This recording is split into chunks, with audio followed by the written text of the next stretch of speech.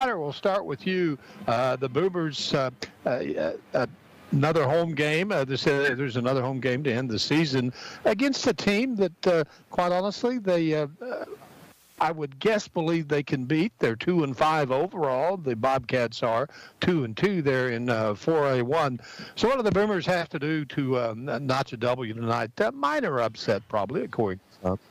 Yeah, CJ, really, the big deal with homecoming is you get through all the festivities of a week, right? You finally get to the game. For the Boomers, you got to come out fast. That's been kind of a big deal all year for them when they've come out fast and given themselves an opportunity to win, and they've got to do that tonight.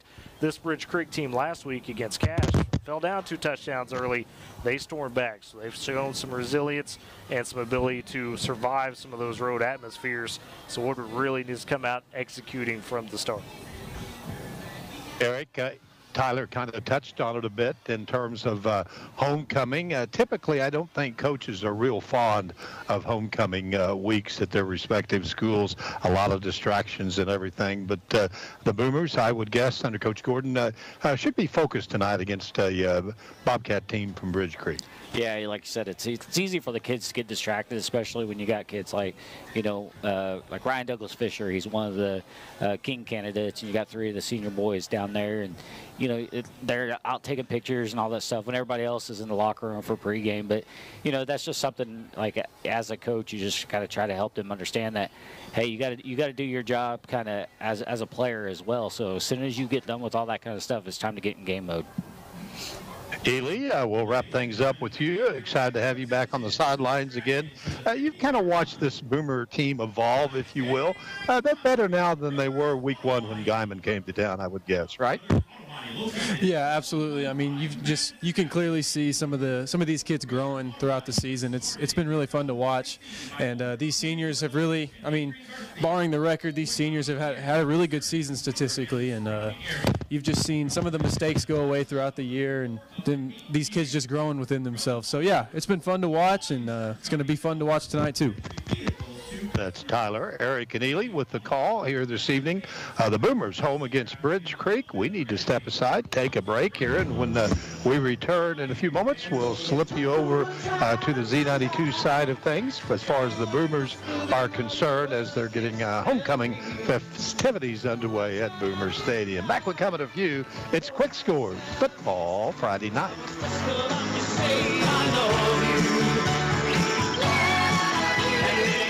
So why wait? Visit Jess Wells Chevrolet today in Shattuck and discover what it means to drive with confidence. What drives you? Is it the thrill of the open road, the freedom to explore, or the comfort of a smooth ride? At Jess Wells Chevrolet in Shattuck, we get it. It's not just about the car, it's about the journey.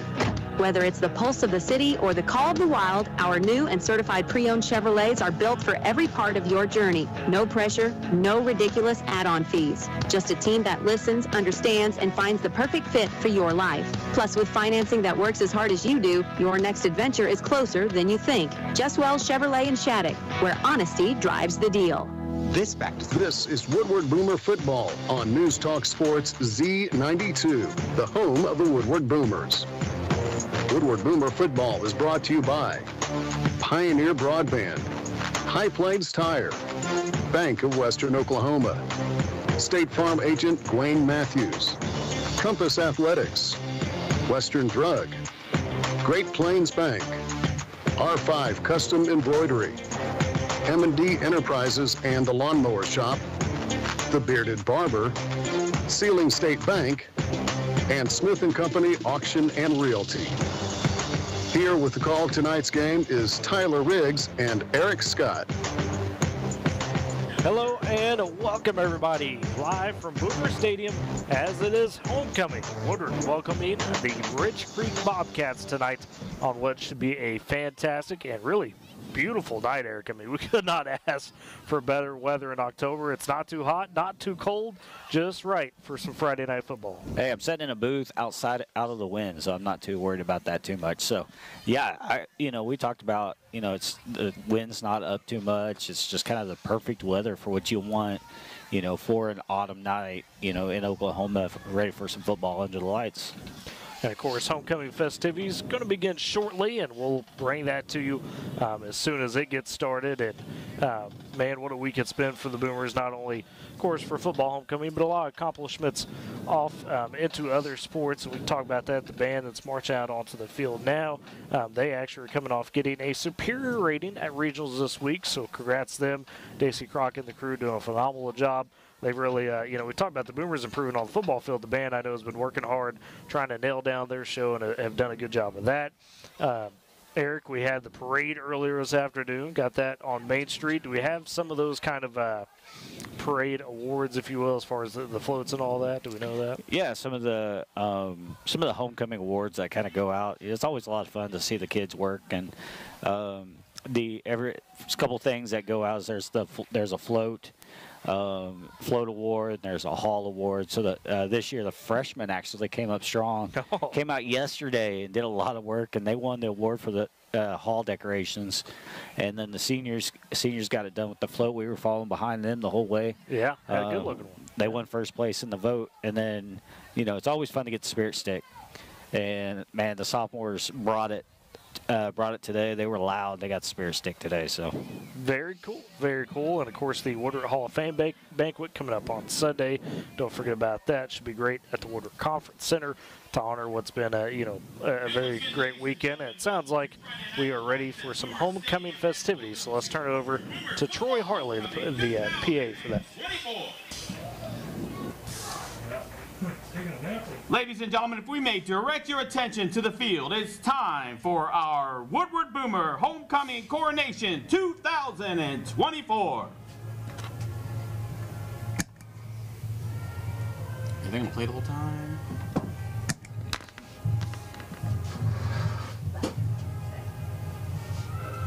Up first is Boomer Homecoming Queen candidate Zoe Roberts. Zoe is escorted tonight by Waylon Brown. Zoe is the daughter of Amy and Caleb Roberts. Her favorite high school memory is winning a state championship her sophomore year with the Boomer dance team and becoming Ms. Woodward and Ms. Cinderella. When asked if she played football, what position would she play? She said, "I would want to play wide receiver so I could run deep routes and catch the ball to try and make big plays." The three words that describe Zoe's senior year are busy, fun, and exciting.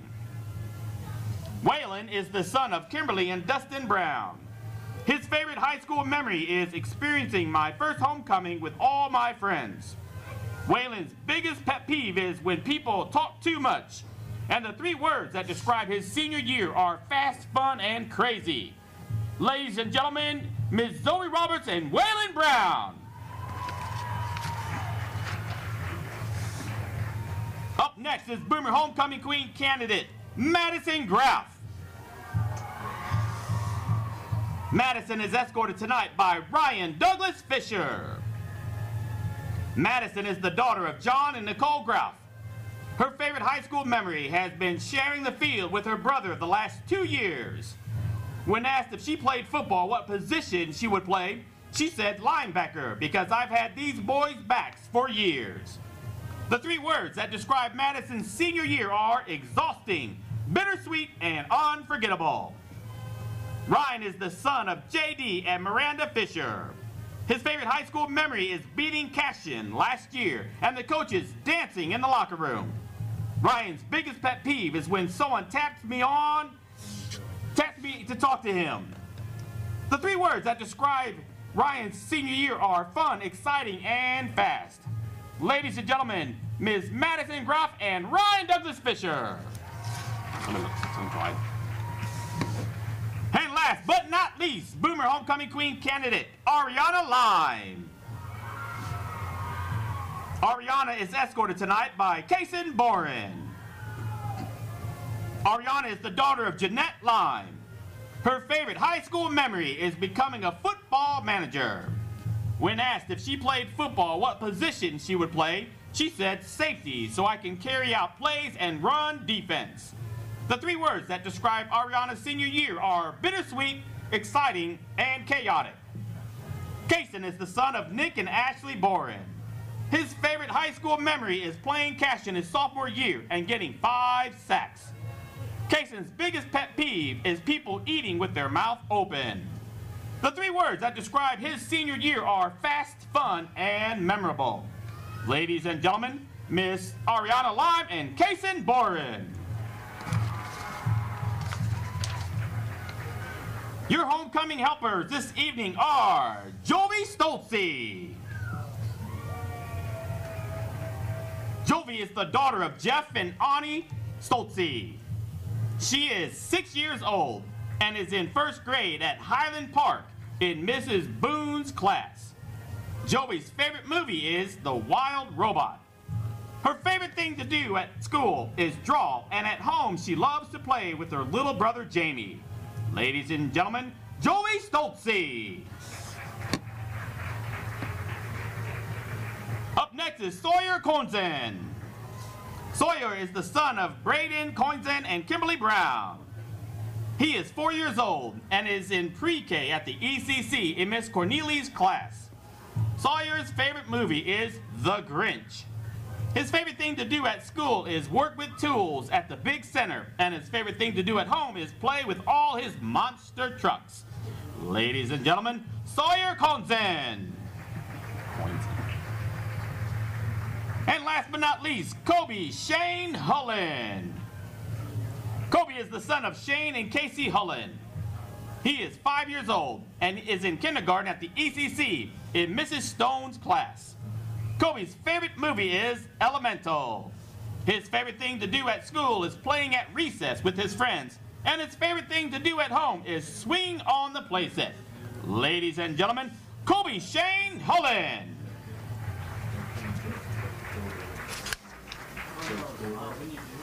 And now, for the moment we've all been waiting for, the crowning of your 2022-24 Homecoming King and Queen. Drum roll, please. Your 2024 Football Homecoming King is Ryan Douglas Fisher. I said 2022.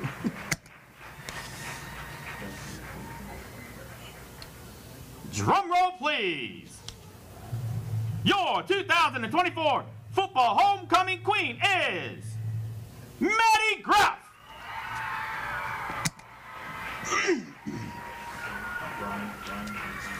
And there you have it. Your homecoming king and queen for the Boomers is Ryan Douglas Fisher and Maddie Graff. Congratulations to both of them. And what a great moment. Always cool to see her. Of course, the crowning of the king and queen. Yeah, absolutely. And I think these kids are really excited. It's always, I think it's a bigger deal, obviously, for the queen candidates. That's something that right, they, yeah. The guys are like, hey, let's get it over. Yeah, the guys are like, let's get it over with. Let's get out here and hit people. So, but it's still a memory they'll always have. Absolutely, Ryan. So far secure on getting the cape fastened. We've had some issues with that previous years, so I think we're there, and we've got the flowers coming as well. So big moment there for Ryan Douglas Fisher and Maddie Graff. Maddie, of course, trainer with the team, as you heard, and an older sister to Jay Graff. So she's, we talked with her on the coach show a few weeks back. She's had a lot of fun this season, especially getting to see Jake make the big plays, he has, and just getting to gel with the guys. Yeah, Maddie's one of those who's involved in, a lot of different stuff. She's kind of talked about on the coach's show. She does well academically. She's class president. The signs that she made this week for the senior hall were awesome. She did a great job on that. So she's really involved. I bet she's kind of ready for her senior year to be over with, to kind of have a little bit of a break, because like I said, she's kind of involved in it all right now. And of course, Waylon Brown and Zoe Roberts were also in the court, and Ariana Lime and Kason Bourne, the other pair as well. So with that, we'll step aside for our first break. On the other side, we'll hear from Coach Gordon and get his thoughts on last week and the game against Clinton, and of course tonight for the Bobcat match ahead with Ridge Creek. You're listening to Boomer Football on Z92 and Boomer TV. Every family has a story filled with chapters of love, laughter, and dreams for the future. But what if one day you're not there to help write the next chapter? Life is unpredictable, but your love for your family shouldn't be. With State Farm Life Insurance, Gwayne Matthews and Woodward can help ensure your story continues, even when... Who can solve this equation? Ooh! Me. Anyone else? Fine. Jake from State Farm again. All right. It's the personal price plan theorem. If you bundle your home and auto, that can equal an affordable price just for you. Bundling, just another way to save with the personal price plan. Like a good neighbor. There's nothing like being from Western Oklahoma. It's family and community. It's spring storms and winter wheat. It's fall football and summer baseball. And there's one bank that really understands our area. Bank of Western Oklahoma. We've been locally owned from the beginning, and we still are. When you need a bank that understands your unique life, choose Bank of Western Oklahoma, the bank that works as hard as you do. Member FDIC, an equal housing lender.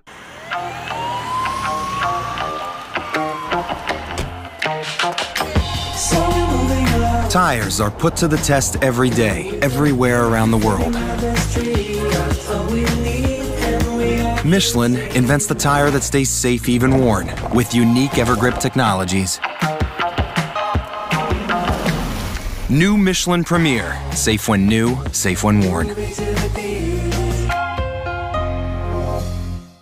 This back-to-school season, give your home the connection it deserves. Go You can't do that against a good football team. And, you know, I thought going into halftime, that hurt us because we talked about when we come out at halftime, let's make sure we have an opportunity to win this game.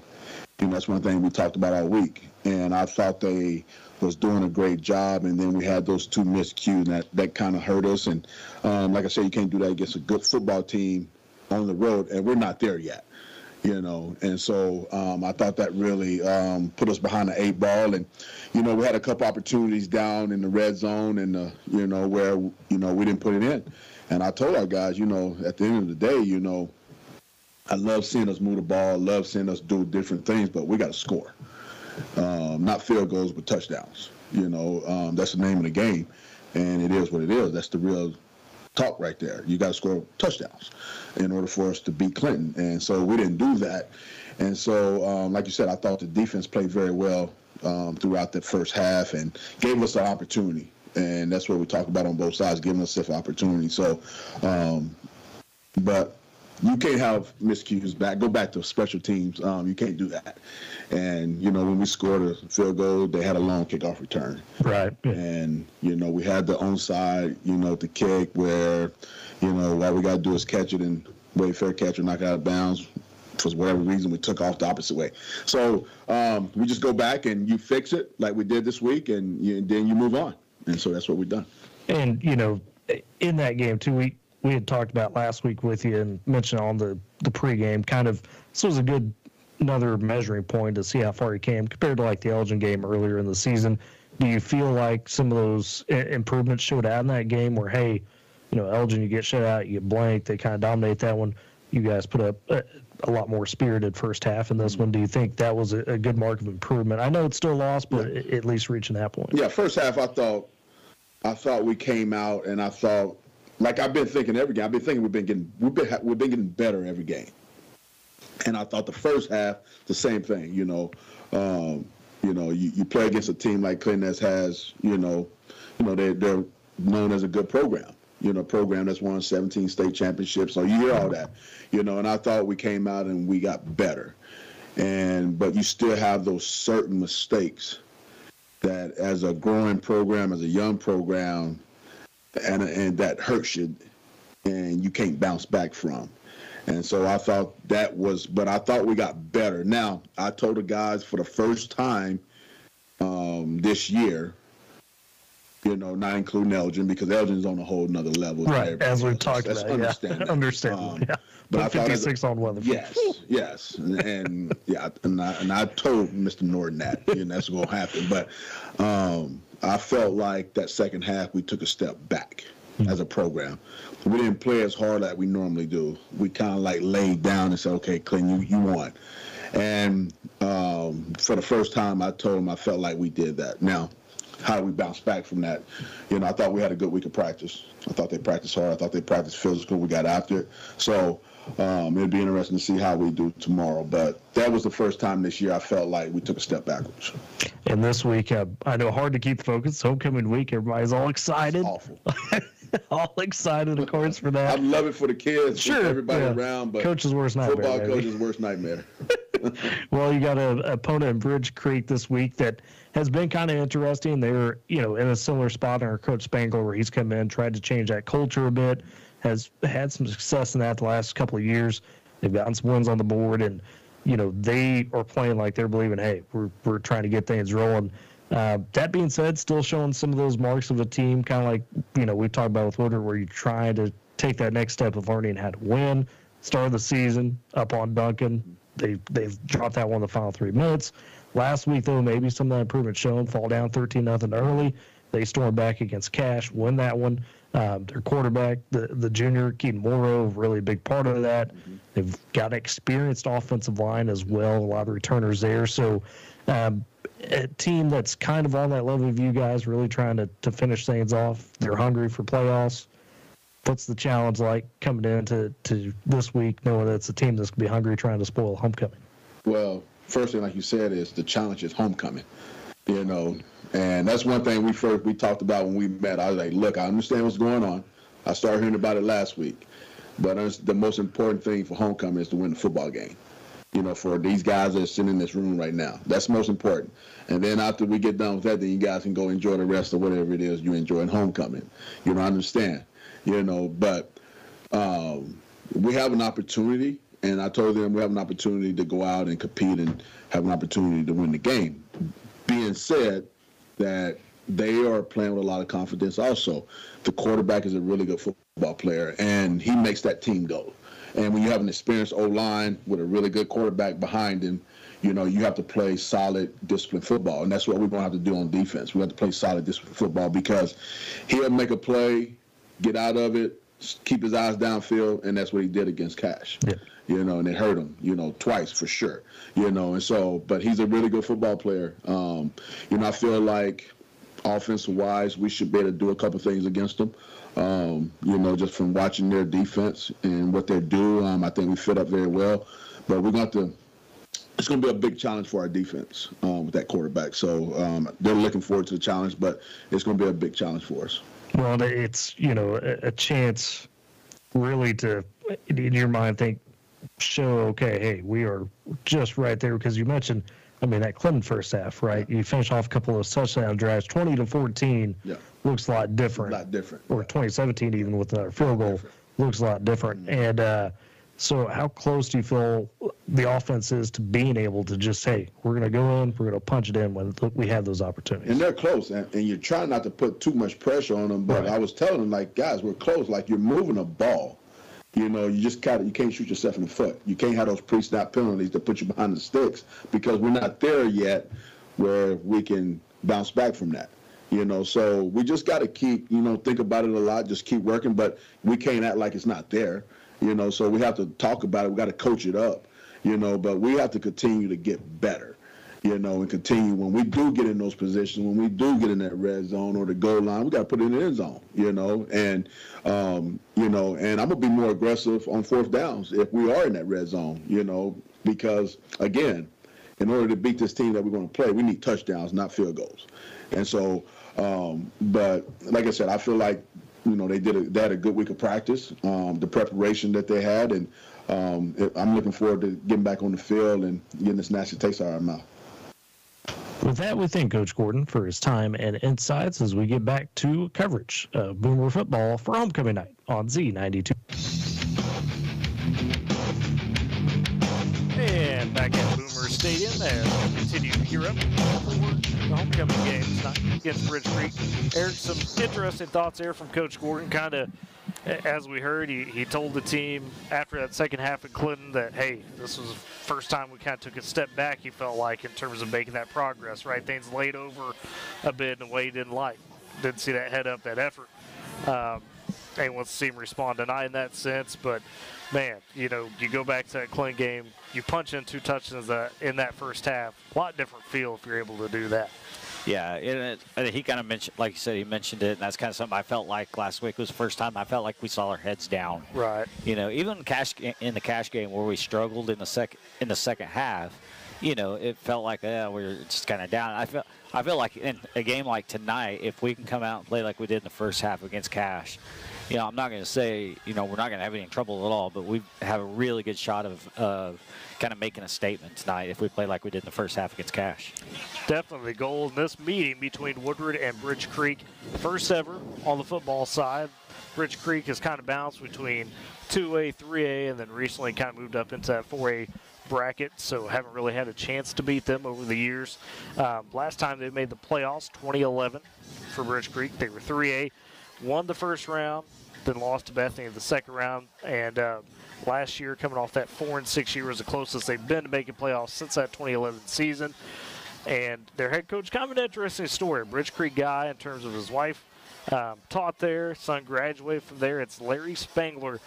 He's had kind of an odd coaching history. Stepped out of coaching 2004, pursued other things, mainly oil field, things of that nature. Came back to it in 2022 to coach this Bridge Creek team. Wanted this opportunity, being part of that community. I mentioned his son. Well, his son's Ryan Spangler. So if that Spangler name sounds familiar, Spangler threw you basketball about a decade ago. Ryan Spangler, one of those guys who was a standout at Bridge Creek, Gatorade Player of the Year at one point, went on to Gonzaga briefly, and then joined the OU squad and had a career there. So he's got some bona fides in that sense.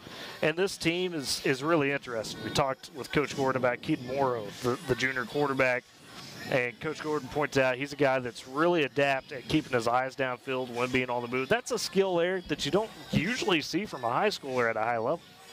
Yeah, when you're, kind of playing at that 4A level, you're still in that range between a couple guys can make a difference versus, 5A, 6A, where you've got to have multiple guys making a difference. And, when you have a quarterback who can, kind of provide that leadership, the guy that's going to go out there and just get it done on the field, that helps kind of get you a little bit of momentum as a program.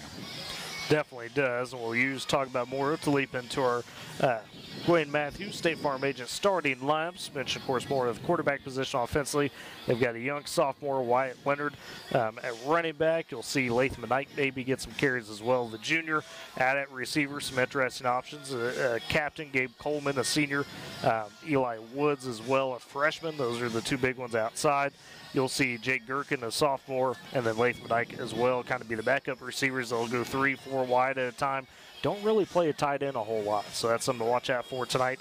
The reason they don't do that, confidence in the offensive line, probably the strongest point of this team. They've got 4 seniors. They are all returners. Only one that didn't return from last year. They'll go at the left tackle, Kason Rich. Ethan York at the left guard has kind of been a standout for them. At center, Kaven Suggs. At right guard, the lone non-returner from last year, Tristan LeBlanc, a junior. But Coach Spangler talked highly of him coming into the season. Then at right tackle, you'll see Hayden Daly for the Bobcats on the defensive line. They'll play more of a 3-4 look, so you'll see Kaven Sugg, Tristan LeBlanc, and Jack Place, a freshman there on the D-line. The linebackers, that's kind of the strong point of that defense. You get Keaton Morrow, Wyatt Leonard there, Hayden Phillips, the senior. Latham McKnight steps into that linebacker role. Then the defensive spots, the safeties also pretty strong. A couple of seniors, Wesley Graham and Bryson Muse, a captain on this team. Got a freshman at quarter in Hudson Miller, and then another senior in Bo James. So it's a bit of a mix for this Bobcat team. Some guys with some experience, but Eric, they're also plugging and playing some young guys that have had to step up this season. Yeah, it's a little just that little bit different between the what the Boomers have had, where kind of it's on the defensive side. Some of our you think about Kason Boren and Mason Boring, and the difference makers there, is on the defensive side, but it's the offensive side for Bridge Creek. So it'll be interesting to see how those even contrast a little bit, because you have a couple defensive guys who've been playing really, really well for the Boomers with some leadership, but they're also going up against a really good offensive line. So they are, and that'll be interesting. Watch that offensive line on film. They are big. They've got some stout guys, but I don't know if they move great, and that's kind of shown against teams like Elgin, who's really fast, shooting the gaps. So I'm curious to see if Woodward could kind of take advantage of that, if you will, tonight for the Boomers as far as their starting lineups. No real big change. Your usual suspects with Ryan Douglas Fisher, Cooper Lataal. We were kind of worried about him at the end of the Clint game. Talked to the coaches, said he's fine. He's a bit banged up there. That offensive line unchanged as far as we know with Samarco at the left tackle. Got Trey Yasrede back at the right tackle. He kicked in Drake Roberts. You'll see Don Ortega at center, Adrian Cruz there at the guard. Still see Colt Moore, Jay Graff, the two primary receiver targets, as well as a little bit of Mason Boyd, Luke Parkhurst, and then Cash Carter's kind of worked into a little bit of a receiving role as well. Your tight ends has kind of changed through the season. It's been there in Endersby. You also see some time for Austin Rowland at that tight end spot throughout the game as well. They'll trade off there defensively.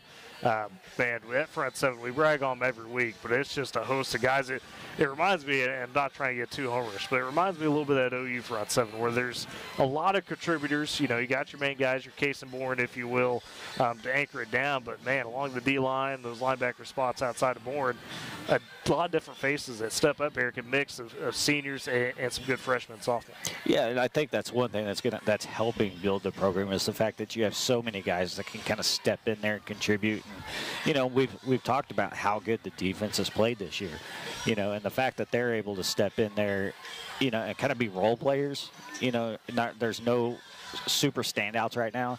You know, even guys will come off the bench make a difference. You know, we've seen Reese Durkee be that guy. Levi Harris has kicked down from linebacker to end and been great. Trey Bates has made plenty of plays, but Warren's been fantastic. Zamarco's had his times. Zaylen Flores, the seniors, had some great moments. Yeah, we talked about how the growth of Zaylen Flores, and I think that all goes back to coaching for me. And you know, every coach and every staff kind of has their bread and butter. You know, and we know that that's Coach Gordon's bread and butter is the defense, and it's really shown this year. You know, in the improvement that the Boomers have had. And then, of course, the defensive secondary, kind of the same story for the Boomers. Mason Bourne, that lead senior, had 3 interceptions a couple weeks ago, and that win against Douglas was fantastic. And then, you know, you get Colt Moore getting some time there. Colin Bourne's been great as a sophomore, fighting through some injury and still been really good. We'll see Lataal, some Graff mixed in. We'll also see, of course, Mason Arnold kind of find his place between that linebacker, defensive back role, and the Dominique Gordon, the young freshman, came in, and he's made some good plays as well. So, host of guys and a good mix. Yeah, I really think Colin Bourne is the one to kind of watch out for, because I feel like, you know, because we talked about how he started slow because of an injury, you know, but you know, really over the past couple of weeks, we've seen him make some plays and kind of be more involved on the defensive side. So, you know, that's somebody we can watch out moving forward. Waiting on Ely to get down to the sideline before we check in with Mr. Noble. I haven't seen him yet, so once we get him down there, we will check in with him. While we're waiting on that, we were going through some of the big-time, you know, things over the week for the Boomers that happened outside of football. Another thing that happened kind of end of last week, if you will, you got your all-districts maybe started this week. I lose track of time easy, so I apologize there. But okay. Softball, the all-district honors, boy, they were plenty for the Boomers in 4A1. Riley Douglas Fisher was named co-catcher of the year. Other all-district honorees were Kaylee Mills as pitcher, Corey Oakley utility, Bailey Nelson utility. Honorable mentions for Lexi Mendel, Holly Wilson, and Zoe Roberts. And, I mean, what a great season they had and a lot to look forward to next year. You're going to lose some big seniors, obviously, not a whole lot in terms of the pure numbers, but some great leaders. But still a lot of young talent on that softball team will be back next year, Eric. Yeah, and when you got young girls, you know, the sophomores kind of making the difference they're making, and you know it's gonna you know really stink losing Briley and Jordy, but you know there's definitely some players that are gonna step up, and you know I think softball's still gonna kind of continue the momentum they've got going. And the Bobcats of Bridge Creek have won the coin toss. They deferred. That means we will see the Woodward offense to begin things. And Ely, checking in with you finally on this. I mean, homecoming, great atmosphere. You've been through these as a player. What do you got to do to keep your focus as a player in these type of moments? You get, you know, going through the week, you're working on floats, you're in parades. I mean, how do you stay focused once you get to game day? You know, as a player going through all this, it's obviously that fun experience that you only get to experience once a year. But as a football player, you have to realize that this is all done for this game right here. all these festivities are built around this football game, and you got to understand that a win would cap off homecoming week like nothing else would. So just try to stay focused to give these fans what they want. You know, they've been doing all this stuff for you all week, so just kind of try to pull through for the fans and obviously for yourself. You know, it's a district game, all this fun, but football matters now. I mean, you need these wins to try to make a playoff push. Absolutely. And before we get to our keys to the game, quickly again, thank Wayne Matthews, State Farm agent for the starting lineups. Talk with Wayne Matthews about creating a personal price plan to help you save money, protect yourself and your loved ones. Visit them 1400 9th Street in Woodward. Also, Great Plains Bank, Heritage, Trust, Respect. Those are the things that make Great Plains Bank great. With deep roots across Oklahoma and Texas, they are in touch with the communities in which their customers live and work. Very much appreciate them for supporting and empowering the Boomers all season long. And of course, we thank you for joining us on Z92, KNZ FM Woodward, and Boomer TV. Always great to have the combo, if you will, getting the best of both worlds. And fellas, as we get to it, what's the big keys in your mind for the Boomers to be able to come out and get a win here on homecoming? Well, like I kind of said earlier, I think, you know, just starting off strong in the first half, kind of like what you did against Cash. You know, forgetting about the fact that you kind of took a little bit of a step back last week. Anytime you are a program that's kind of trying to grow, build something up, you're going to have those games where you're going to take a step back. And, you know, I think I've talked to some people. I think some of it was the Clinton factor itself. You know, right, that mental edge, yeah. Yeah, you know, they were playing Clinton, and Woodward doesn't beat Clinton very much, you know, unfortunately. And so, you know, I think that may have had something to do with it. But just remember the things you've done well, you know, against decent teams, and come out and just execute. Yeah, and one thing I'd say, Tyler, is you and I kind of touched on this earlier. Bridge Creek's O-line is one of their strong points, you know, one of the trusted parts of this team, and that's kind of been a weak point, if you will, for the Boomers. So I would say just try to win the battle on both sides of the line. You know, give Ryan Douglas Fisher some time to, you know, scan the field, make a throw, and try to get to the quarterback, you know, cause some third and longs and stuff like that. And if we can do that, I think we'll be all right. And there comes the Boomers out of the tunnel as he was getting to his points there. And a great crowd on hand for homecoming tonight. Really full stands. And once again, just absolute perfect weather for it, of course. Starting this one in about the mid-60s as far as temp. Not going to get too much cooler. It's about the mid-50s by the time we end this one. And both teams to their sideline, getting their final huddles. And guys, great night for football. And Ely, you mentioned, you know, that point about the offensive line. The one thing that this Bridge Creek team has done, Eric, is at times they haven't played well behind the chains. So I think that point of trying to disrupt them a little bit in that flow can really be big in this. Yeah, you know, the Boomers go how the Boomer defense plays. You know, and really if the Boomers can, you know, get into the backfield, disrupt things a little bit, maybe try to frustrate that offensive line just a little bit, you know, and kind of show them that, hey, you got this, we're beating your strong suit. We're beating what's, you know, beating your bread and butter, you know, so, you know, maybe that can, you know, send a statement early on when the Boomers get their first defensive possession or defensive series. Right, and we'll see if the Boomer offense can set the tone. Talk about starting fast. If you want to send a message, Eric, I know we talked about the defense doing it. It'd be great if the offense could go down and get that first score. Yeah, one thing I'm interested to see, because we talk about how, you know, they like to play a three-man line, you know, and kind of go to that 3-4 is, you know, can we get the running game going a little bit, you know, kind of spreading it, allowing maybe a few more opportunities there to get into that intermediate level, which will allow us to open things up in the pass game. And, you know, we've seen what Colt Moore could do when you try to go over the top.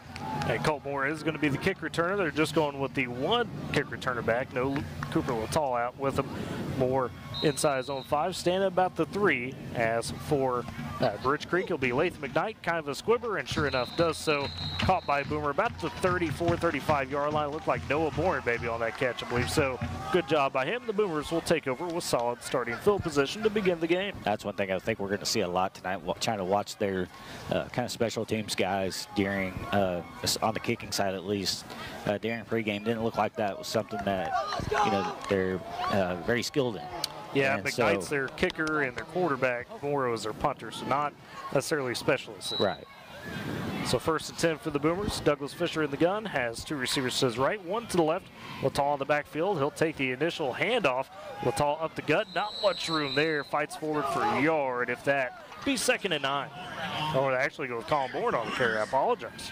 So a bit of a change there. Yeah, I think we're going to see Colin a little bit. I heard that Cooper may be dealing with another kind of small injury that he got over the weekend. Okay, so not necessarily a Clint game, but something else. Okay. Right. So there we go. So Colin Bourne, the running back. Douglas Fisher in the gun, 2 receivers right side, 1 to the left is tight end, and a snap low through his hands and had to fall on it back inside his own 30 at about the 29-yard line. So unfortunately for the Boomers, that will be 3rd and long. They'll give them the 30, so it'll be 3rd and 15. We talk about, shooting yourself in the foot. Can't have that. That's one thing Coach Gordon, mentioned, like, hey, want to clean up those little mistakes in these late parts of the season. So 3rd and 15 for Douglas Fisher. Trips to the left side, 1 to the right, back to pass, looking left side, now rolls that side, still scanning, finds a man over the middle, so Talley, and he'll be close to the stick, but not quite there. Talley's going to get 14, maybe 13 yards on a 3rd and 15. And this, we already shooting yourself in the foot. That bad snap, really already reared its head. And I mean, great job by Ryan and wait for Luke to kind of get in an open spot, but unfortunately, just not enough. So that will bring up the punting unit for the Boomers. It'll be Jake Graff on to do it, as he puts that one a good foot into it. McKnight back to return it and roll down inside the 5 to the 2, and the Boomers fall on it. Colin Bourne hustles down and falls on it. We'll see if they get him, looks like the 3-yard line, but nice job by the Boomer punt team. So you go 3 and out, but you do pin Bridge Creek deep in their own territory. Yeah, and that's kind of, because, again, that's punting is a newer thing for Jake. And the way he punts, he hasn't quite figured out how to get that backspin necessarily yet. Which we had enough room for it to kick down there. Right. And I think it kind of threw them off a little bit that he kind of got a good, decent leg into it. Samora, the quarterback in the gun, trips to his right and tight, 1 to the left. Leonard, the backfield, takes the handoff, sweeping to that right side, finds a hole, breaks a couple tackles. Leonard turned on all the Jets. The 40, 45, 50. He may be gone down to the 30, the 20. Nobody's going to catch him. Wyatt Leonard with a 97-yard touchdown run. Found the hole and just cut it up and was gone. Wow.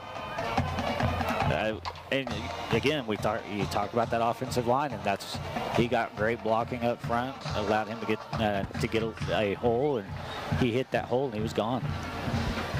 So Leonard saw it, found that space on the outside. So Bridge Creek goes 1 play, 97 yards. Big answer.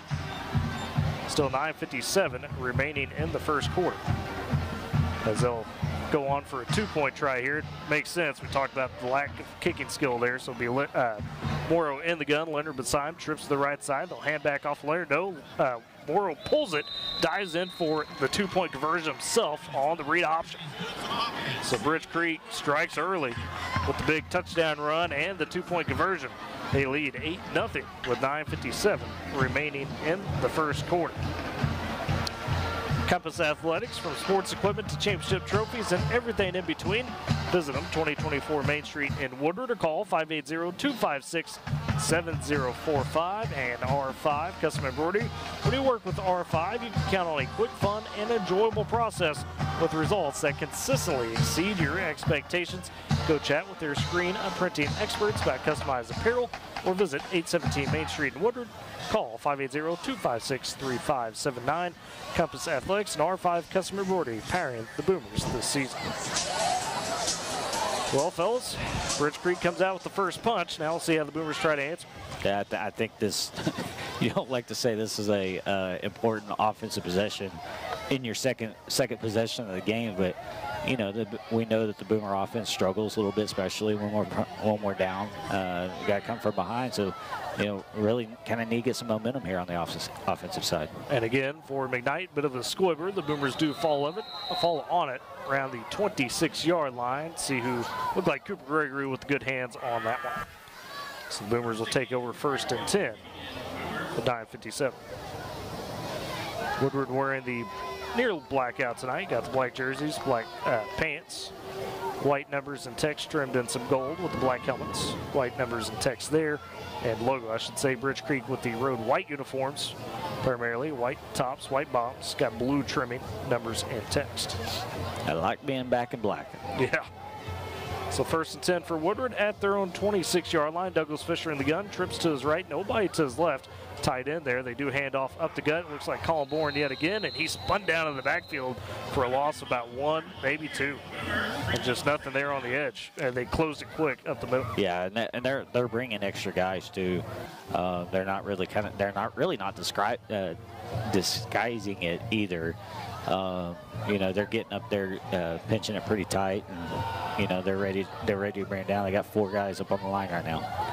Douglas Fisher in the gun, 2 receivers to his right, 1 to the left, 2nd and 11 for the Boomers. Fakes the handoff, looking for the quick pass over the head of Luke Parkhurst, just over his outstretched hands. Looked like he had a shot of it, just a bit high. Brings up 3rd and 11. I like the play call though, you know, because we talked about how they're, you know, the way that they are. They brought a guy off the edge. Luckily, it was picked up well. I believe by Colin Bourne is the one who picked him up, and you know it gave just enough time to get a throw off. Unfortunately, they couldn't connect. We were trailing 8-0, 9:22 to go first quarter, 3rd and 12. Douglas Fisher in the gun, trips to his right side. He'll roll to that side on the run, being chased, still looking. Now he'll pull it down, try to run. Gets close to the 30 before he's knocked out of bounds. Will be a gain, but a short one. They'll bring up 4th and about 7. Gain of 5 on the play. It was probably the right call there by, you know, Ryan to pull it down. We know he kind of has that option at all times, no matter what he's doing, to pull it down and take off. And you know, he just realized, hey, there's nothing there. I can't force it. Just got to pick up a few yards. McKnight back to return for Bridge Creek. Graff on the punt for the Boomers. This one a high one, spiraling towards McKnight. He fills at the 31.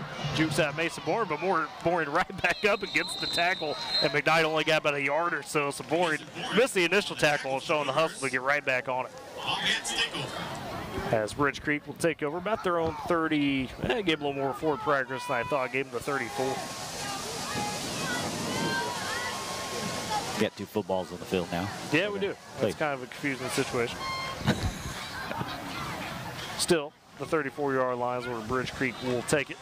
See if the Boomer defense could plug up that run. Bridge Creek, 1 play, 97-yard touchdown last time out. Sophomore Wyatt Leonard. This will be Morrow in the gun. 2 receivers each side, packed in tight. Has Leonard's on his right side flanking. And now they're pushing it back. Is there a flag? I didn't see a flag come in, but they're marking it back. Haley, did you see a flag? I did not. They moved it all the way back to the 19, so it had to be a personal foul. Yeah, it must have been a personal foul penalty. And it was on Bridge Creek, so instead of the 34, they'll go back to the 19-yard line. I mean, the chains were marked, and they had the. I would say it hurt them, but they went 97 yards in the play last time. They had the clip and everything on the chains already, so I don't know what happened. Morrow takes the snap. McKnight comes over in a motion, and he'll take it on the handoff right side, gets out of a tackle, cuts it upfield, gets across the first down marker, across the 30, back up to about the 32, and does get a first down, so McKnight showing his speed on the edge. Yeah, but Bridge Creek clearly saw something, you know, probably in that game, you know, in the film from last week against Clinton. They saw a weakness there on the kind of the left side of the Boomer defense, and it looks like they're taking advantage of it. That's where they've gone in their 2 plays so far. 1st and 10 for Bridge Creek at their own 32. 8:30 remaining first quarter. Lead 8-0 in the pistol is Morrow. 2 receivers each side spread behind him. Leonard. And a handoff to Leonard up the gut, exploring for the space, and gets out of some trouble. Able to get across the 35 to the 36. Boomers looked like they maybe had a hand on him initially, but Leonard able to shake it off for a gain of 4.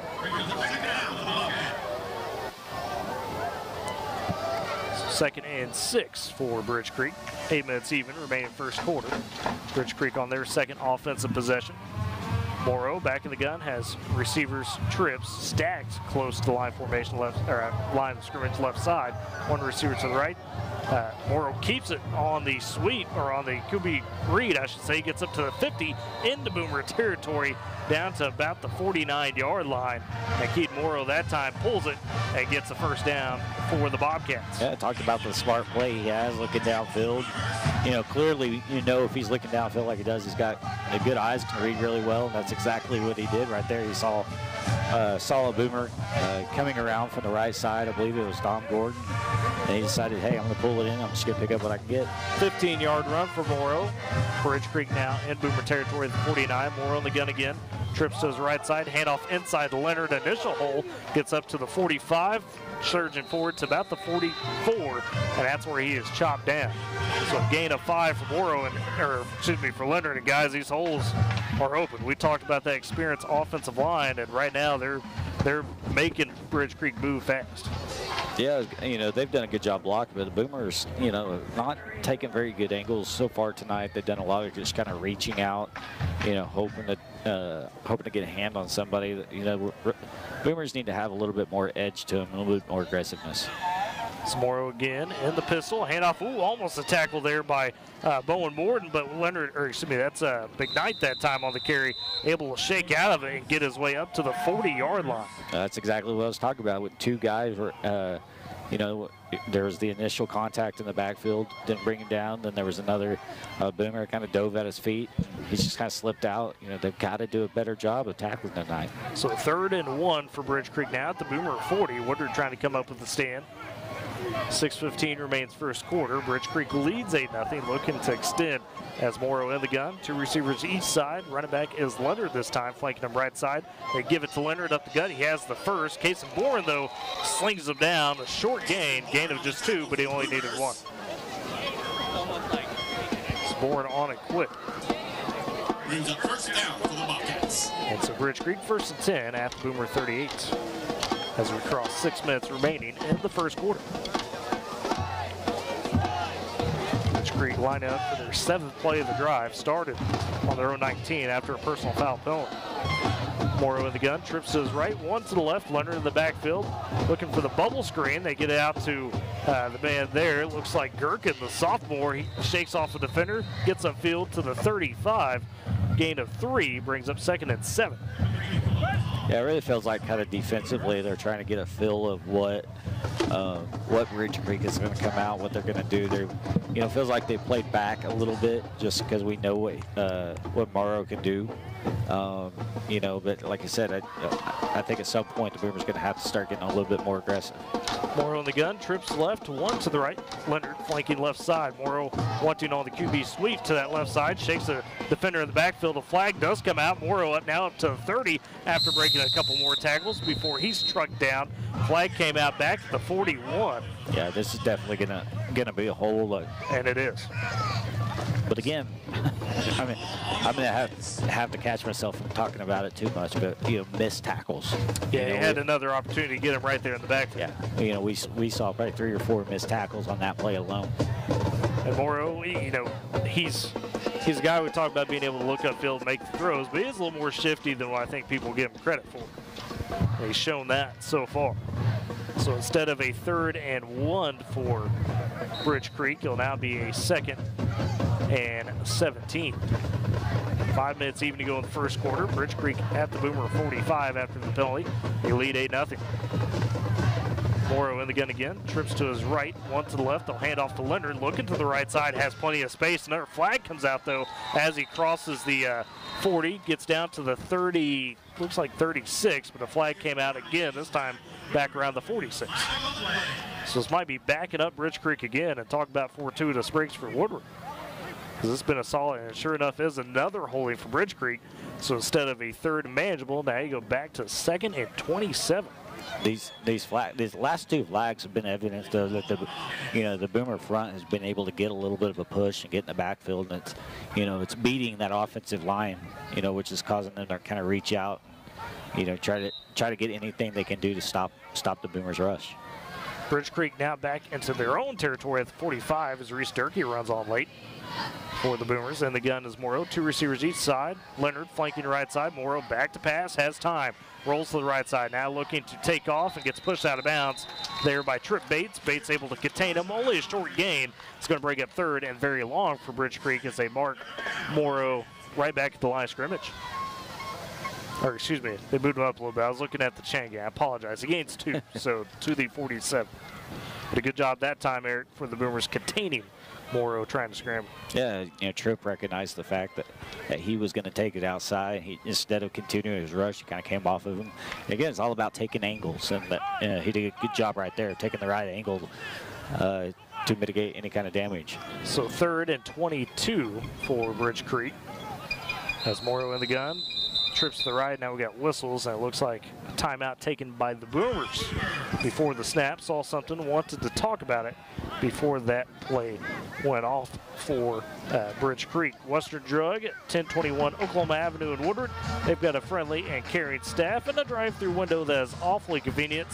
Always excellent service as well. Call them 580-256-5586. Sealing State Bank. They've got a branch now in Woodward at their new location, 2314 Williams Avenue. Sealing State Bank Woodward branch offers full-service banking, including personal checking, savings, home and commercial loans, mobile and online banking, wire transfers, and much more. Sealing State Bank, Western Drug, powering Boomer sports through the season. So, Eric, you got a 3rd long for Woodward. Or for Bridge Creek, I say, and the Boomers had the big key is, hey, get that defense off the field and give yourselves a chance with that offense again. Yeah, and I think this was a little bit of, as much about, hey, let's probably go out there and let's be aggressive on this. We got a little bit of room to give up some yardage. Let's go see if we can, kind of make a statement. So 3rd and 25 for Bridge Creek after the timeout at their own 47. As Morrow in the gun, 2 receivers each side again. Now motion McKnight to the left side, making it trips. Flanking Morrow is Leonard on the right side. He'll take snap, looking to the left to pass. Under some pressure, has to scramble out of it. Now throws a pass deep over the sideline, and that's incomplete. Mason Arnold in the area to cover the receiver. That was awfully close to a pass beyond the line of scrimmage. We talked about Moore keeping his eyes downfield, and he did it right there. Almost had the big connection. Yeah, it was very close. But again, it goes back to Boomers were aggressive on that. They're getting in the backfield, and they're forcing him to move his feet and try to make a decision on the run. So Morrow now will take over the punting duties as Woodward gets their first defensive stand of the ball game. And Lataw back to receive for the Boomers on the punt return. And it's a fake for Bridge Creek up the gut, trying to surge forward. They get across the 50 back in the Boomer territory, but well short of the first down. Interesting call for Bridge Creek, as on the carry there for the Bobcats was Hayden Phillips, the up man, the senior, trying to fight forward. So interesting call for Bridge Creek, and Woodward will take over with great field position at their own 45. Kind of watching them the way that they punt. The way the Boomers can get into the backfield, I kind of wonder if they're concerned about a potential block. Yeah. Just pick up what they can. So Woodward takes over with 4:10 remaining in the first quarter. A handoff on the first play of the drive to, this time it is Lataw in the backfield. Doesn't get anything, though, gets back to the line of scrimmage. So brings up 2nd and 10. We've tried those first down runs there, but just hadn't been successful like we've seen in previous weeks. Yeah, and hopefully that's something that, as guys start to get worn down on the defensive side, maybe we can make work. But again, the passing game is not going to, really be effective if we can't run the ball. Douglas Fisher fakes the handoff, looking right side, and the flats to Cash Carter on the out route, and he can't quite come back to it in time. Incomplete. Brings up 3rd and 10, so we go with the play action again. Carter open. Pass just a little underneath, though, for him to scoop it up. And kind of back, on that last point, we've talked about the threat that, Colt Moore can be down the field and what Jake Graff can do whenever he kind of finds the hole in the zone. But again, if we're not in those games where we've been successful, we were starting to run the ball a little bit. So 3rd and 10 for the Boomers. Douglas Fisher in the gun. Has 2 receivers to the left, 1 to the right, Lataw, and a tight end on the right side. Douglas Fisher back to pass again, under some pressure, rolls out. He's one deep, looking for Jake Graff down the sideline. That's intercepted by Bridge Creek. And on the coverage, Axel Foley, the freshman, will intercept it, and that'll be a turnover for the Boomers. Did you really just say Axel Foley? Axel Foley, yeah. That is awesome. That's a great football name. Ely doesn't know Mick Foley, but it's a great football name. Like Eric always says, I'm too young. Too young. Well, Beverly Hills Cop, that's who Axel Foley is. Oh, okay. So, man, that's great. Now, honestly, you know, that you hate throwing an interception, but, you know, in a situation like we were in, that might have been just as good as, you know, the punt that may have come on 4th down. And Bridge Creek will take over at their own 30-yard line. As it'll be Morrow the gun, trips to his left, one to the right. Leonard, the running back, flanking right side. Morrow with the read option. This time the Boomers all over it, trying to see who's got the big hand on him first. Reese Durkee. Yeah, I think it was. Reese got in there and just got a paw on him to wrap him up, and a couple Boomers able to come in and finish the stop. No gain on the play. Great job by Reese. Yeah, and this Boomer defense, then this is what they need to do. I think they started gaining that confidence, you know, late in that last drive. So like I said, we need to see the aggression out of the Boomer defense. 2nd and 10 for the Bobcats on 30. Morrow in the pistol this time. 2 receivers each side. He'll again fake the handoff, pull it, has some space on the right side. Kason Bourne tracking him down, but not before Morrow able to get the first down across the 40 up to about the 42-yard line. Gain of 12. He's such a threat, though. He's so smart and sees the field so well. You know, again, I bid on it. I thought he was able to, or I thought he got the handoff off and he pulled it really quick. You know, right as basically he was already in the gut of his running back and pulled it, took off. I mean, and this kid's a junior and he's operating as a senior plus in terms of that vision we're talking about, being able to see these on the read options and keep his eyes downfield on the pass. It is impressive. This will be 1st and 10 for the Bobcats at their own 42. 2:20 remains in the first quarter. They lead 8-0 over the Boomers. This time, split back look and a receiver each side as Morrow takes the snap. Again, fakes the handoff, has a little space left side before he's planted by Brody Province, who flew in there and stuck him for a short gain. Yeah, Bowen Morton was able to kind of slow him up, and then Brody came in and finished him off. And, you know, again, you like to see, you know, especially these young guys come in there and, you know, just don't worry about it. You know, we talked about Brody being a freshman. He's going to go in there and he's going to try to hit him as hard as he can. So 2nd and 9 for Bridge Creek. Down to 1:45 in the quarter. Morrow in the gun. Trips to his right, one to the left, and Leonard flanking left side. Back to pass. Morrow looks for the bubble screen. This time caught yet again by Gherkin, who was able to shake one defender in the backfield, but not much of a gain as he gets to the 45. And they'll give him the 44 maybe.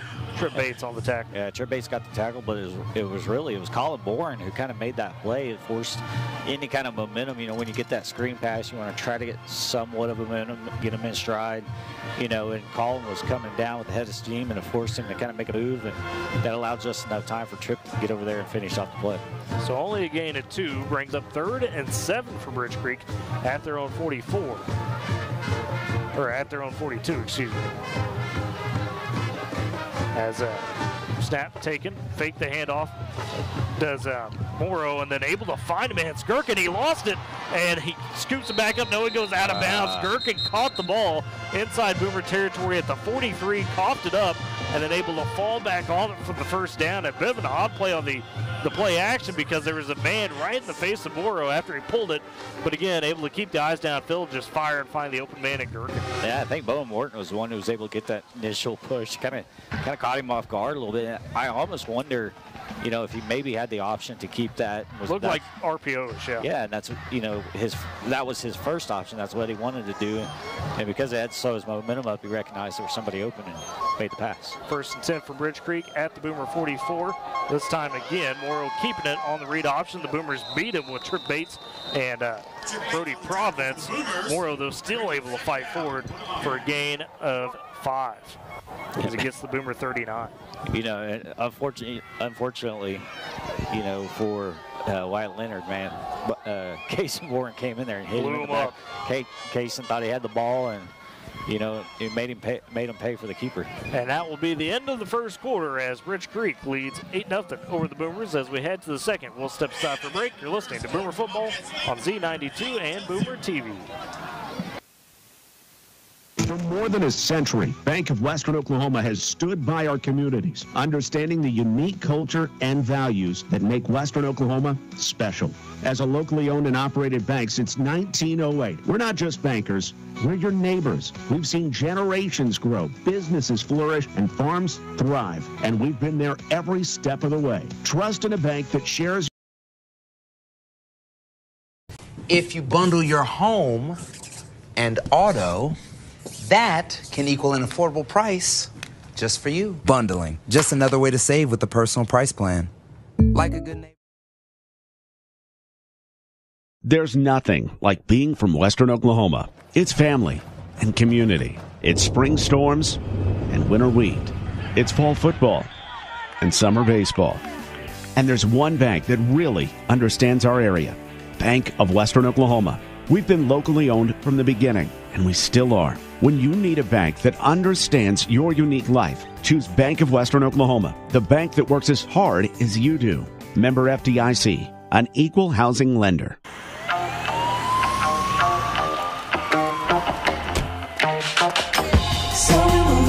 Tires are put to the test every day, everywhere around the world.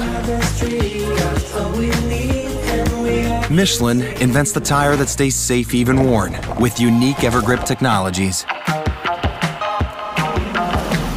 New Michelin Premier. Safe when new, safe when worn.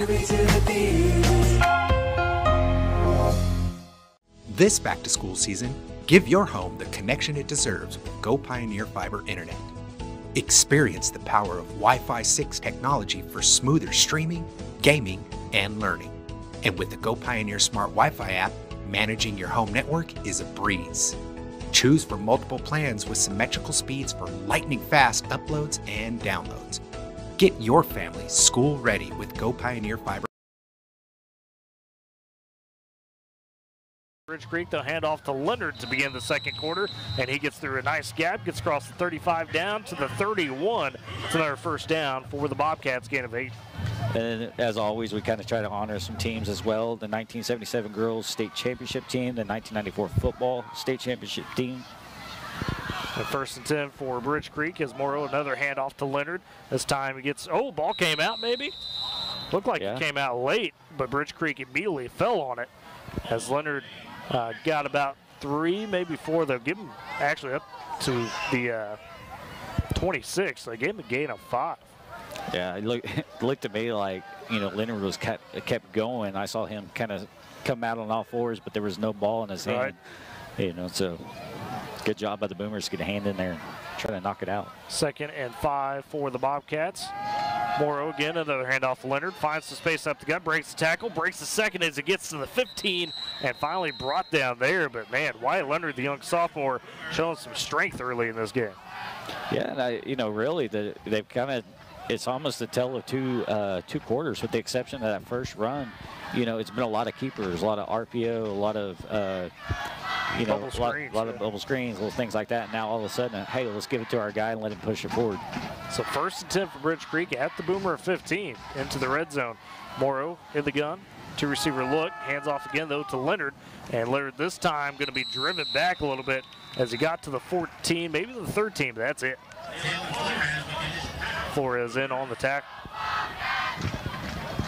So 2-yard run for Leonard. Now they've gone with Leonard so much now you can't lose focus of what Morrow's been able to do to you. Right, because if he pulls it, he's shown the ability to go.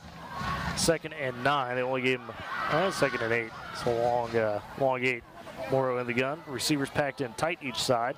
Leonard, the running back. Again, they ride with them, trying to juke out a man. Colin Bourne flies in, gets the initial hit, and able to spin down Leonard. He gained a couple yards, brings up 3rd and medium.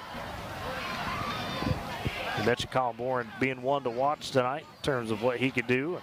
See him when he reads that player, gets downhill, he flies in there. Yeah, and that's the thing. He doesn't go in and try to make anything, do anything special. He's just going to go in there and do everything he can to get a hit on him. So 3rd and 5 for Bridge Creek at the Boomer 11. 9:40 remains in the half. Morrow in the gun. 2 receivers each side. Backfield is Leonard. They fake the handoff. Here goes Morrow to the right side. Gets around Case and Boring. Fights down to the 5-yard line. Going to be right on the stick. It's going to be close. They needed, looks like, the 5 for the first. If he got there, it's going to be a first, if not 4th and 1. The initial signal is 4th down. Oh, looks like that's about as close as it can get. Ely, you're down there. What do you see? Is that a first down? I'm seeing short by about 2.5 inches. We'll see, though. And now they've got an official's timeout. I think they're going to measure this one. Probably the right call because it is close. We'll see how accurate Ely is here. I trust his vision. Don't get me wrong. I trust him. He's from Moreland, so we'll see. Wow, taking shots. Wow. Chain gain out there. They'll stretch it out, and oh, by a nose, you're fired, just Ely. barely. Oh, I feel for Ely. That was tight. Just barely. Rich Creek gets the first. He's still stunned. He's stunned. He's beside himself. So they give him the first, just enough by Morrow on the keeper. I think Ely's talking himself out of saying what he really wants to say right now. It's okay. We trust you, Ely. We just won't call you Eagle Eye, Ely. How about that? Hey, when they put it down, it still looked short, but fair enough. I don't know. Fair enough. I saw the mic go up to his mouth like 3 times, and he pulled away. He's aghast. Like he's wanting to say something, but. First and goal for Bridge Creek as they get to the Boomer 5. 9:05 remaining in the half as Bridge Creek trying to extend their late lead. Morrow in the gun. 2 receivers each side again. Leonard flanking to his right. And another handoff to Leonard. This time the Boomers on it at the line of scrimmage as he goes nowhere. Looked like Flores in there and a couple other Boomers leading the charge. Yeah, but go back a couple plays. They did exactly what I said. Let's try to avoid. They got so focused on trying to bring down Leonard that they kind of lost the fact that Morrow does a great job of reading and will pull it in when he can. They actually got a loss of 1, so second and goal from the 6. Morrow in a bit of a modified pistol has nut back. Again, a handoff to Leonard. The Boomers all over him in the backfield. Bowen Morton just tossing him down. And another loss, this time a loss of 1, back to the 7. Boy, Bowen Morton all over it. Yeah, hard-nosed football. I like it from the Boomers. Just, again, we got to be careful. Yep, not to get too emotional. We've seen that. Don't want to cost the penalty. So third and goal for Bridge Creek from the Boomer 7. 8 minutes remains in the half. Clock is running. It's Bridge Creek trying to extend their 8-0 lead. Morrow in the pistol. Has a receiver right side, 2 to the left. 2 receivers to the right, 1 in tight. Leonard in the backfield. Morrow with the snap, fakes the handoff, looking to pass, rolling to the right side. Now thinking about taking off, slings one to the back of the end zone. It's through the hands of Mason Boren and then through the hands of Gherkin, who looked like he thought it was going to be picked. That's incomplete, 4th down. Yeah, I think that's exactly what he thought it was going to be picked or at least deflected when the ball came right at him. And he wasn't able to get his hands up quick enough. I kind of want to make a point. Ely pointed out to me about midway through the first quarter that we hadn't seen Zaylen Flores on the field. And now he's been back out. Zalen's back out for the second quarter, and it's changed the way that the defensive line is played. So 4th and goal for Bridge Creek. We talked about the lack of necessarily the specialists for the kicking. They're lining up to go for it. And now we got a timeout taken by Bridge Creek as Coach Spangler wants to discuss things before they get to the play itself. As M&D Enterprises and Lawnmower Shop for your best lawn, porch, or patio. M&D Enterprises and Lawnmower Shop are your people. They carry everything you need to make your greenscape that little piece of heaven you've always dreamed of. Locations in Woodward, Canton, and Weatherford. Also Smith & Co. Auction and Realty, Oklahoma's real estate and land auction experts. Smith & Co. is your #1 choice for all your land auction and real estate needs. Call them 580-254-3975 or email ira@smithcorealestate.com. And also, hey, go check them out at the Expo this weekend. Both great partners there at Boomer Sports, and they're also at the Fall Days Expo this weekend. And for Fall Days, don't forget 11 to 7 tomorrow, so they just wrapped up tonight. But go check that out at noon to 5 on Sunday. Just want to give a birthday shout out, Christian Gibson, number 32 for the Boomers. Hey, there you go. One of the deep snappers for the Boomers. Happy birthday, Christian. Happy birthday to him. So 4th and goal from Ridge Creek out of the timeout. Morrow in the gun, has 2 receivers each side. Leonard to the left, rolls to that left side, now under pressure. Going to fire to the back end zone, has him in. It's Gherkin caught for the touchdown. Gherkin just got open late, and Morrow saw it, and Ridge Creek converts on 4th down for the touchdown. 7 yards out. And he is so dangerous. If you are in the secondary, you know, and you see that they're getting rushed, you can't come off of your guy. You've got to know exactly where everybody is at all times. And you know, if he's he's gonna have to throw on the run, or you know, scrambling. You know, you're forcing him to make a bad throw, not to somebody wide open. Morrow in the gun for the 2-point conversion. Trips to his left, 1 to the right. Leonard to the right side. Goes with the read option. This time the Boomers on Morrow, and a flag comes out as well.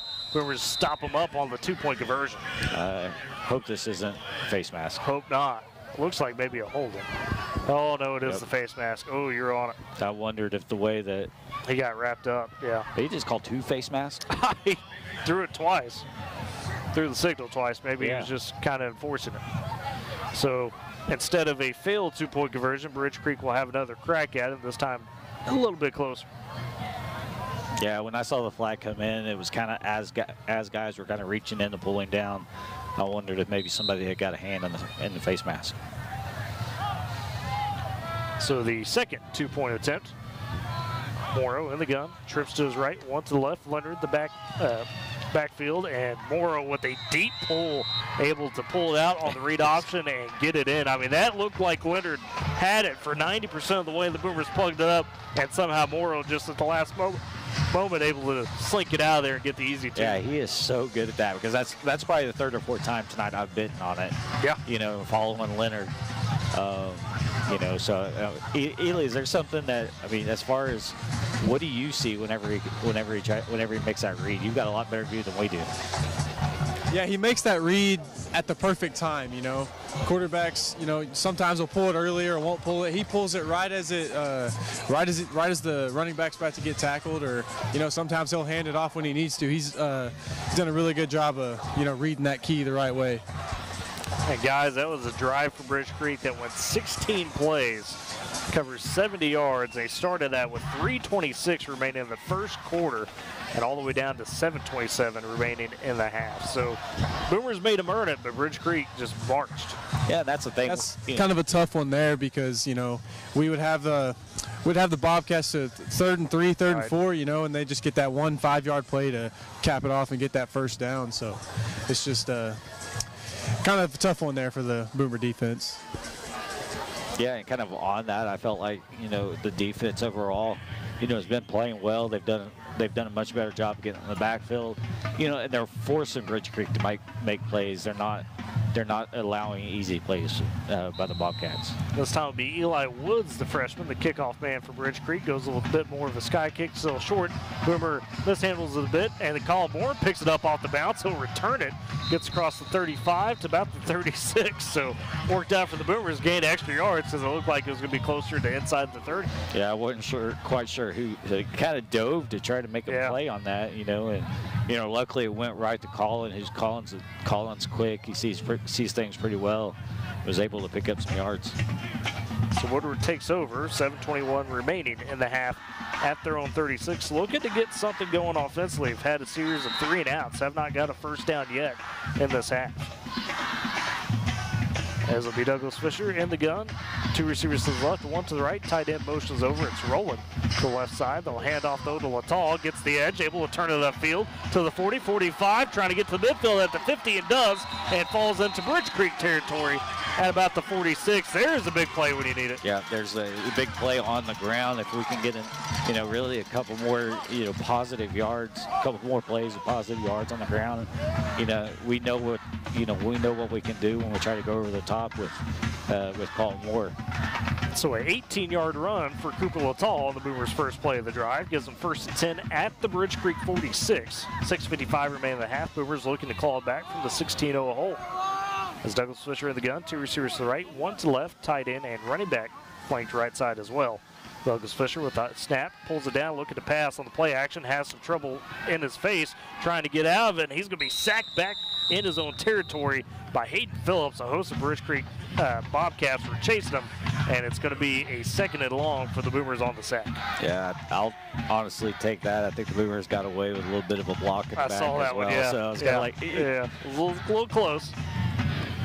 So it's back at the 49, though, so call it a loss of 5 on the sack, 2nd and 15. Douglas Fisher in the gun, 2 receivers, tight end right side, 1 to the left, as well as the running back. Back to pass is Douglas Fisher. They're looking for the screen play. Finds Latal with plenty of space underneath to the 45, cuts it up to the 40, breaks another tackle, 35, has the first down all the way to the 30-yard line. Cooper Latal on the screen play, and Ely, they set that one up perfect. Yeah, that was perfect blocking there. It was a great play call. You know, we've been the run game's working, so they're kind of keying in on the run, so you slip them that little screen pass. That was a good call by the OC there. So it's a 21-yard gain. Ball moves up to the Bridge Creek 30. 1st and 10 for the Boomers. 5:50 remains in the half. They trail 16-0. They've got their first downs of the game on this drive. Douglas Fisher in the gun. 2 receivers to the left. Tight end, receiver to the right. Tight end now moves to the left. Latal, the running back, flanking right side. And they'll hand it to him this time, though, easily on his Hayden Phillips. He just shot in there and blew up the play. Latal had nowhere to go. So that would be a 2nd and long again for Woodward, as they'll call it a loss of 4.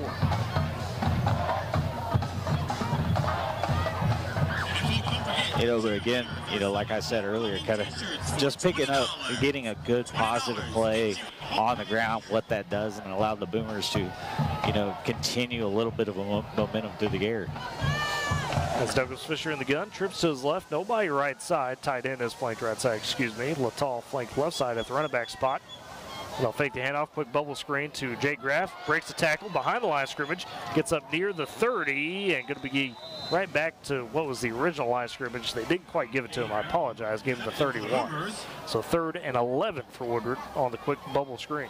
Good job by Jake to catch that, make a little bit of a move to pick up a few yards, because it looked like he was maybe going to get hit, maybe even in the backfield. So Boomers with 4:30 remaining in the half, trying to get on the scoreboard as they trail 16-0. Douglas Fisher in the gun. 2 receivers right side, tight end, receiver to the left. Latal flanking right side. Now rolling the tight end, moves to the right side on the motion. Fake the handoff, looking right side as Douglas Fisher has to step up, puts it over the top, looking for Cole Moore. A flag comes out. It's a pass interference. Moore got tripped up. And it wasn't anything vicious by Bryson Muse, the DB, but he never looked back here. Well, he never looked back, and you know, Colt recognized that the ball was actually kind of thrown off, and as he went to make a little bit of a move, you know, their feet just got tangled up, and Colt went to the ground, which almost immediately the flag came out. So a big break for Woodward on 3rd and long. The incomplete pass, result of pass interference, and it does give them the first all the way to the Bobcat 15-yard line.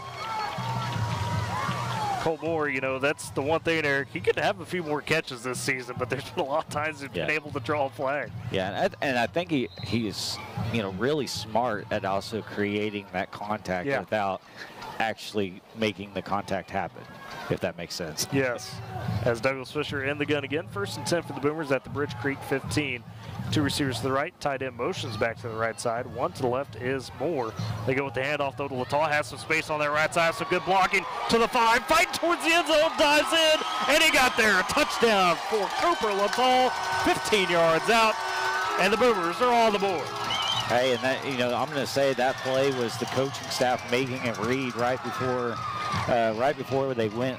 You know, kind of got right before the offense got set. They made a read, audibled into something else, and that's exactly where they went. They had originally put Roland on the left side, motioned him from their right side, motioned him back, and got the big blocks on the outside. Good job by the receivers. And Oyasarode kind of capping that off too at the right tackle spot. And now Woodward going for the 2-point conversion, trying to keep pace with the Bobcats. 4:05 remains in the half. They trail 16-6. Douglas Fisher in the gun, 2 receivers right, 1 left. Latal in the backfield. They fake the handoff, looking to the right pylon, and secured on the catch for the 2-point conversion. Trying to see who caught it. It was either Talley or Bourne. It looks like Luke Talley on the catch. Yeah, I think it was Luke Talley. You know, and Luke went down, and great job by Ryan Douglas to put that in the perfect spot for Luke to kind of cradle it and pull it in for the 2-point. So the Boomers find a big answer when they need it. They now trail 16-8 with 4:05 remaining in the game. Let's look at your Just Wells, or not in the game, excuse me, in the first half. Let's look at your Just Wells Chevrolet scoreboard. Just Wells Chevrolet in Shattuck, where honesty is not just a word, it's how they drive every deal. Visit JustWellsChevrolet.com or call 580-938-2122. Just Wells Chevrolet powering the scoreboard all season long for the Boomers. And it's a 7-play drive.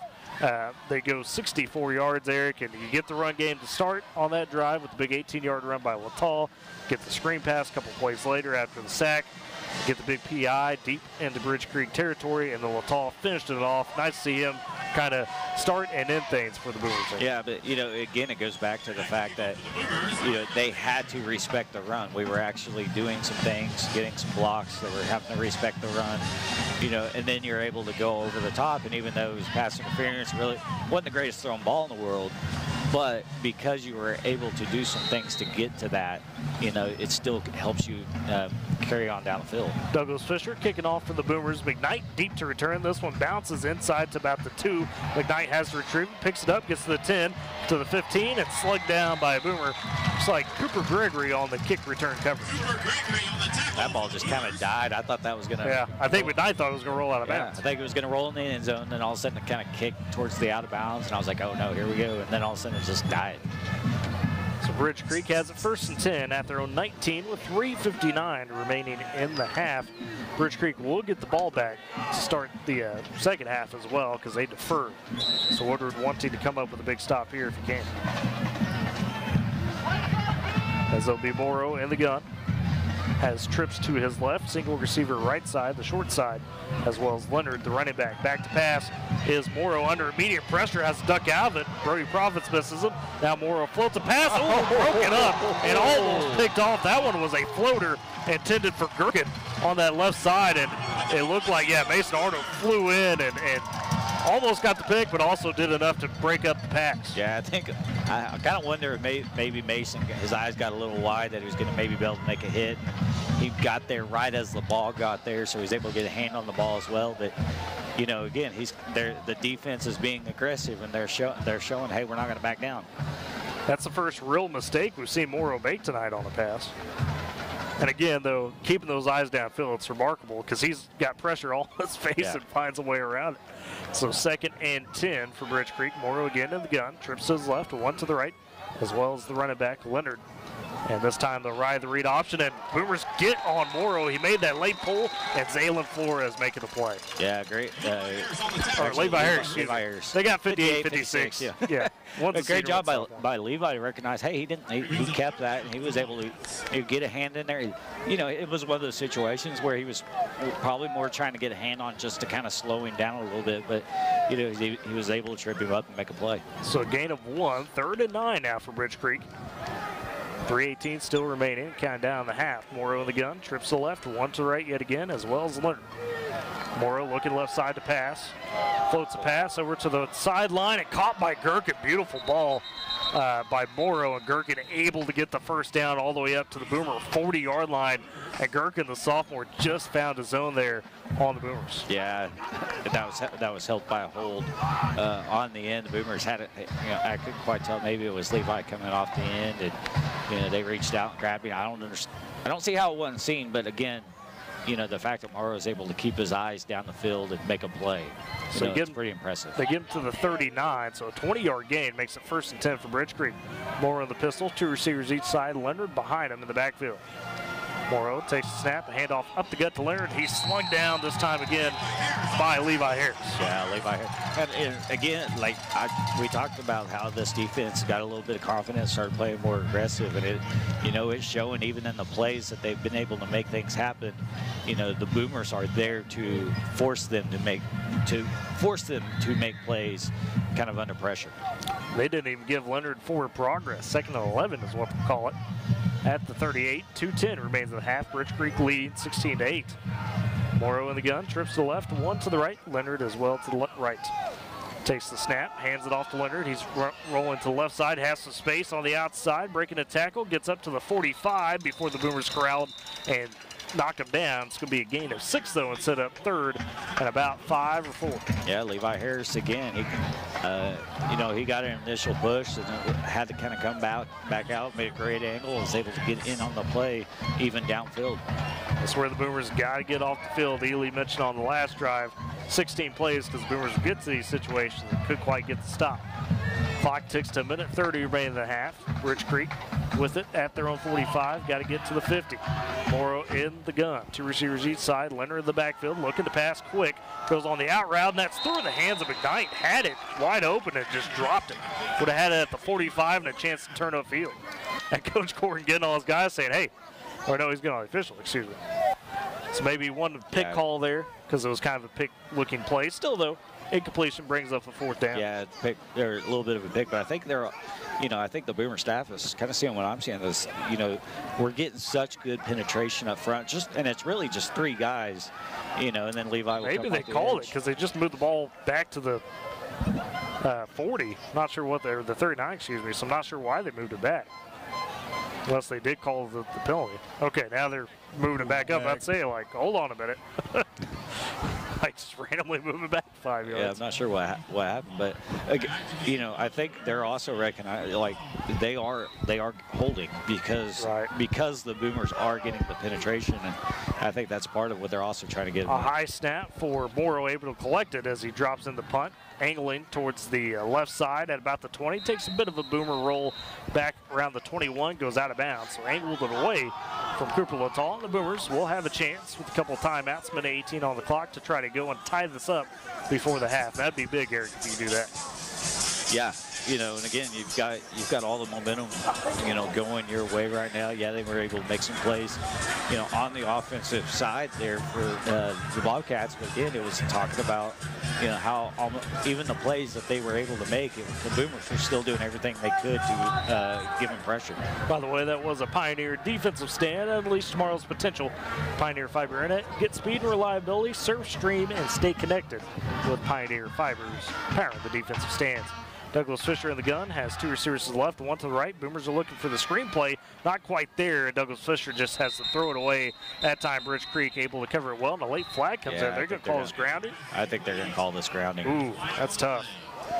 He was deep, maybe not quite out of the tackle box. So it did get back to the line of scrimmage, but it may not have been out of the box. Well, and I think that's part of what happened was he went so far back, and the receiver by that point had gone so much further downfield that it looked like there was nobody he was throwing it to. Let's see what the discussion is, because this flag came in the secondary, not near the line. Yeah, and they're also pointing towards the defense, so okay, this could be a unsportsmanlike or a holding like that. There's a discussion. This isn't a clear-cut grounding. We'll see what the call is. And they'll wave off the flag. So no harm, no foul. There's no flag on the play. So it'll be an incompletion, 2nd and 10. No grounding for the Boomers, but no flag in the secondary either. Well, it came out very late. It's kind of odd. Almost at the end of the play. So 2nd and 10. Douglas Fisher in the gun. Has 2 receivers to his left, and now we got officials timeout as Coach Spengler, I think, wanted a bit of an explanation there on the grounding, probably, if it was or not. I think it's because Douglas Fisher is so far back. There is a end to the back part of the tackle box, theoretically. Okay, so Douglas Fisher in the gun. 2 receivers to the left, 1 to the right. Lataal motions from the left side. Douglas Fisher looking for the deep shot. Colt Moore has a step over his shoulder. He's got it. The 40, the 30, and all the way down to the 20-yard line. Colt Moore wins the one-on-one matchup and flips the field for the Boomers. I think that was one of the best thrown balls we've seen out of Ryan Douglas. Oh, Fisher. It was pretty. Perfect spiral. He put that perfectly. He got the ball. A lot of times it's under. He does tend to kind of underthrow the ball. He put that in the perfect spot, and hit Colt in stride. 60-yard strike. Sets him up. They got him at the 22. So now timeout taken by the Boomers. 58 yards is what we'll call it, but still pretty pass and pretty catch by Colt Moore and a great throw from Douglas Fisher. Woo. Hey, you guys said it, but that ball was beautiful. Oh, it was clean. I mean, if you're watching on Boomer TV, you need to go back and watch that one. That was a perfect spiral, nice and high, and just floated right into hands of Moore. Yeah. Who's got some jets, so that's tough to do. And we've seen a few of his balls this year. You know, there was one, I can't remember, was it at Cash maybe, but, you know, where he just kind of dropped it in there perfect. Or maybe it was even here against Douglas. I can't remember, several weeks ago. But, you know, that even wasn't as good of a ball because even that ball in that game kind of floated. And then it just at the end, that one was right in stride. Right, everything. That was pretty.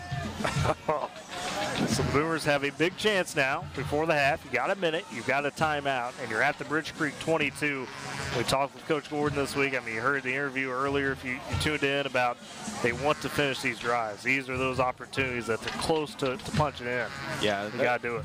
You know, especially last week, even against Douglas, there was a lot of times where the offense had opportunities to, you know, make a big play, you know, and then put the ball in the end zone. They were unable to, whether it was, you know, penalties, you know, or bad snap or whatever it may be. So now is the perfect time for the Boomers to kind of continue, you know, getting that confidence that kind of been building as this game has gone along. So 1st and 10 for Woodward at the Bridge Creek 22. Douglas Fisher in the gun, 2 to the left, 1 to the right. Tight end to the left side as well. Latal flanking right side, running back. They'll fake the handoff to him and flip to Moore, and Moore just drops it and is able to pick it back up at the 30. Tried to go with the reverse and able to fall on it. And they threw the little, what do you want to call it, the bag out kind for of the a potential. Yeah, To mark it. I think Colt recognized that he was going to have a lot of room to go. Just got ahead of himself. Kind of got ahead of himself. He was kind of already looking at where he was wanting to go with it and just missed the ball.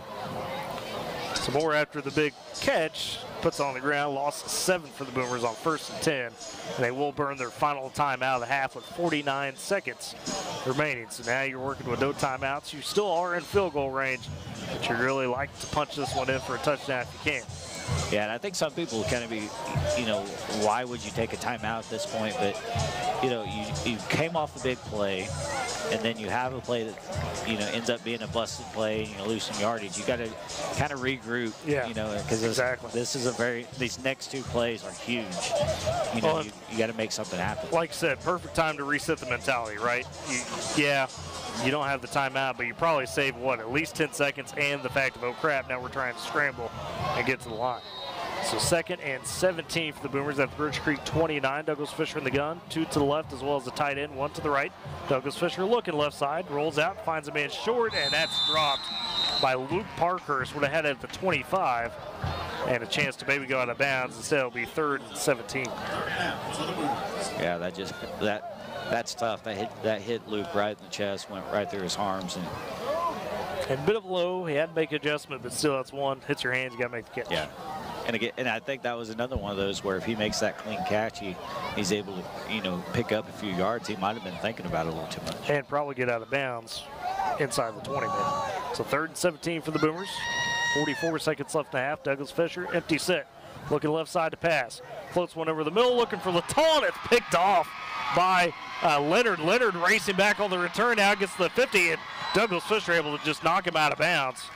And a late flag comes in too, as Douglas Fisher with a little bit of some hyped up words, but that came back at about the 48.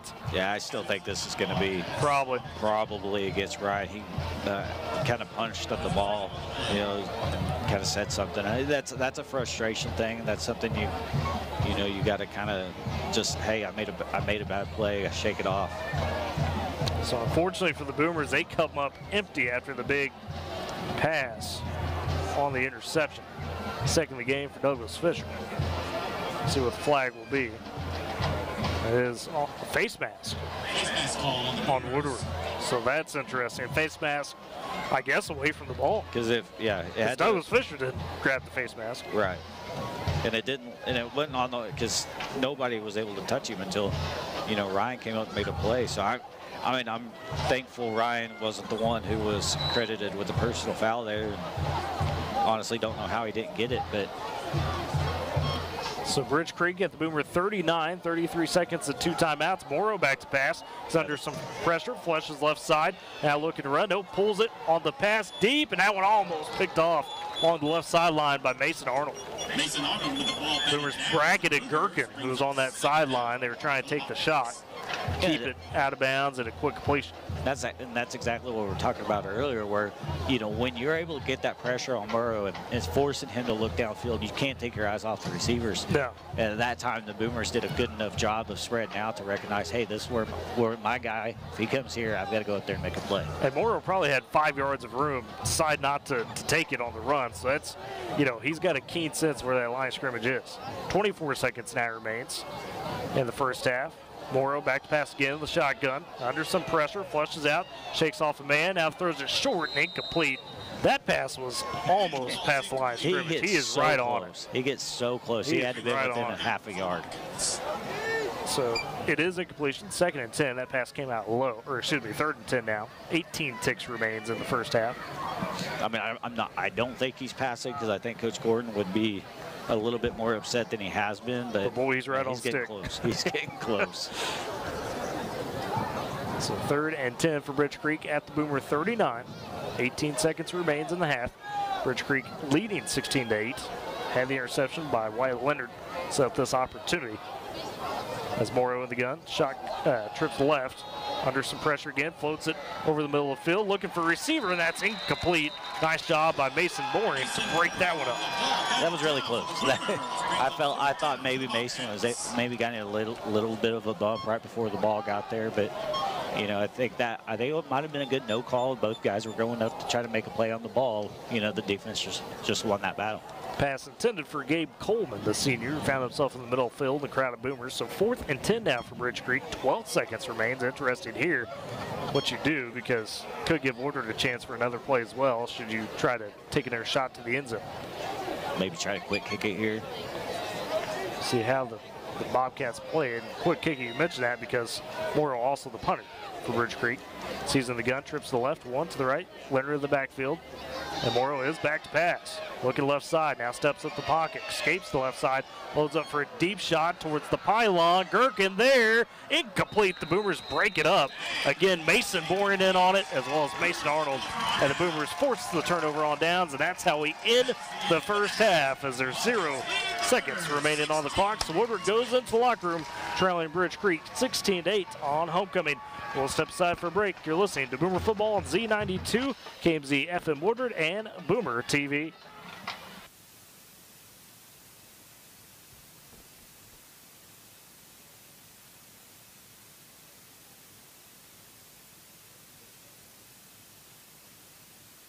Tackle an endless to-do list every day. It may seem like a thankless job, but you know better. It's the little things that matter most. That's why you'll appreciate the enduring value of the Michelin Defender tire.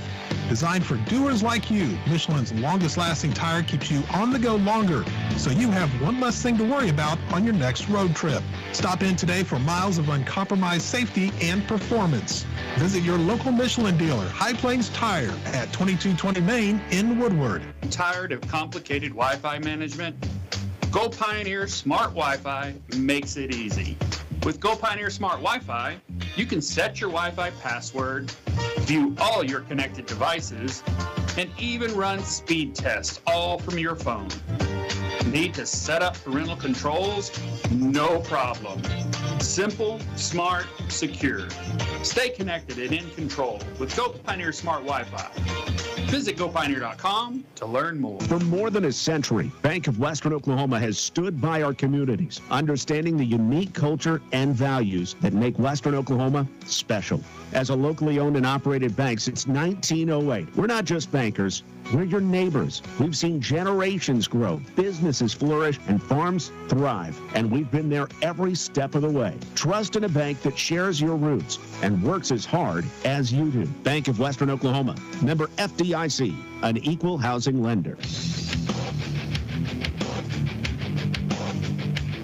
And welcome back to Boomer Football, Z92. As we're at the half, Woodward trails Bridge Creek 16-8 after 2 quarters of play. And looking at the first half stats brought to you by High Plains Tire. Visit High Plains Tire, 2220 Main Street in Woodward. It's where your dollar goes further. High Plains Tire, powering the halftime stats. And really, the big story of that first quarter, Eric, the 97-yard touchdown run by Wyatt Leonard to get Bridge Creek going. Woodward went 3 and out on the first drive, but landed a good putt to pin Bridge Creek at the 3. We saw that offensive line in action for Bridge Creek on that first play as Leonard scampered off a big hole. Boomers would not get a first down until the second quarter, and Bridge Creek at that point had put 16 on the board as they had went on a 16-play 70-yard drive that spanned from 3 minutes of the first all the way to 7.5 minutes in the second. Long drive there. The Boomers would find that answer after the second Bridge Creek score. We saw Cooper Lataw find some success on the ground finally. Had an 18-yard run to begin things on that drive. We saw a screen pass to him a couple plays later. That was 21 yards. They got a big pass interference call that went their way. Gained in there 15, and Cooper Lataw finished it off with a 15-yard run to get Woodward on the scoreboard, and they had a 2-point conversion from Douglas Fisher to Luke Talley. And then teams would trade opportunities there. Woodward would get a stand, stalling out a Bridge Creek drive, set themselves up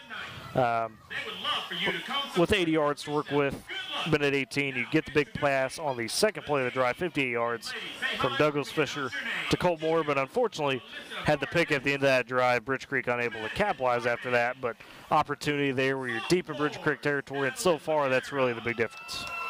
Yeah, with the exception of a couple big plays here and there, and you're kind of again turning the ball over deep in your own, deep on your own side of the field, or deep on their side of the field. You still kind of the way the Boomers responded. A lot of times we've seen the Boomers kind of drop their shoulders and drop their heads, and it's hard for them to battle back. But they've continued to fight, they've continued to battle, and in fact they've started doing some things we haven't been able to see consistently throughout the season. So overall you feel like you're pretty confident with the way the Boomers have been this half. Ely, how was the mood on the sidelines for those guys as they were kind of walking towards the locker room at half? With the heads up, they seem like, hey, we're still in this thing.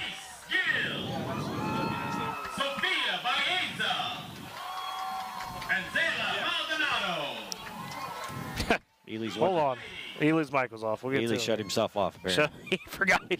Interns. Oh, man.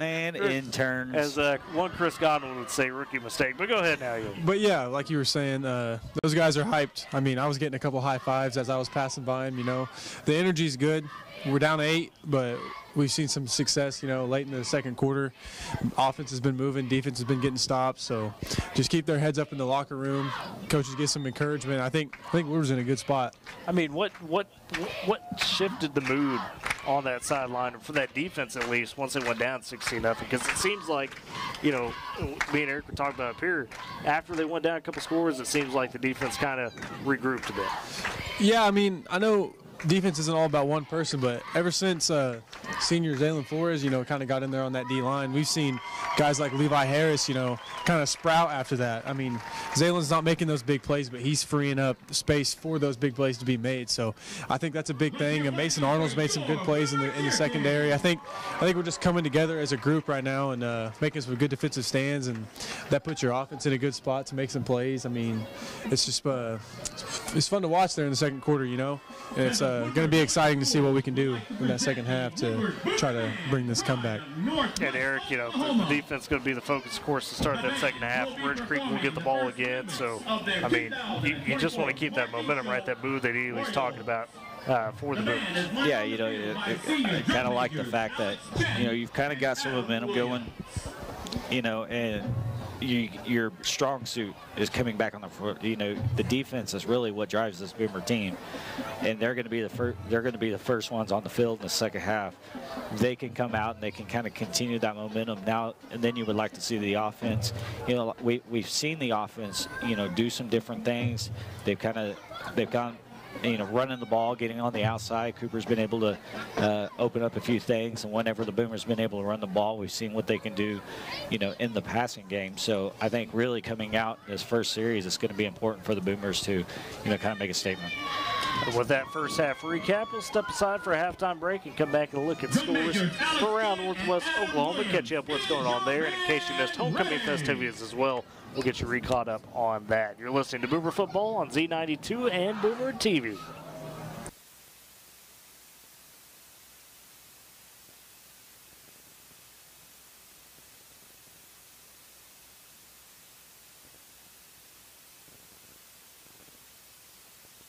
Every family has a story filled with chapters of love, laughter, and dreams for the future. But what if one day you're not there to help write the next chapter? Life is unpredictable, but your love for your family shouldn't be. With State Farm Life Insurance, Gwayne Matthews and Woodward can help ensure your story continues, even when you're not there to turn the page.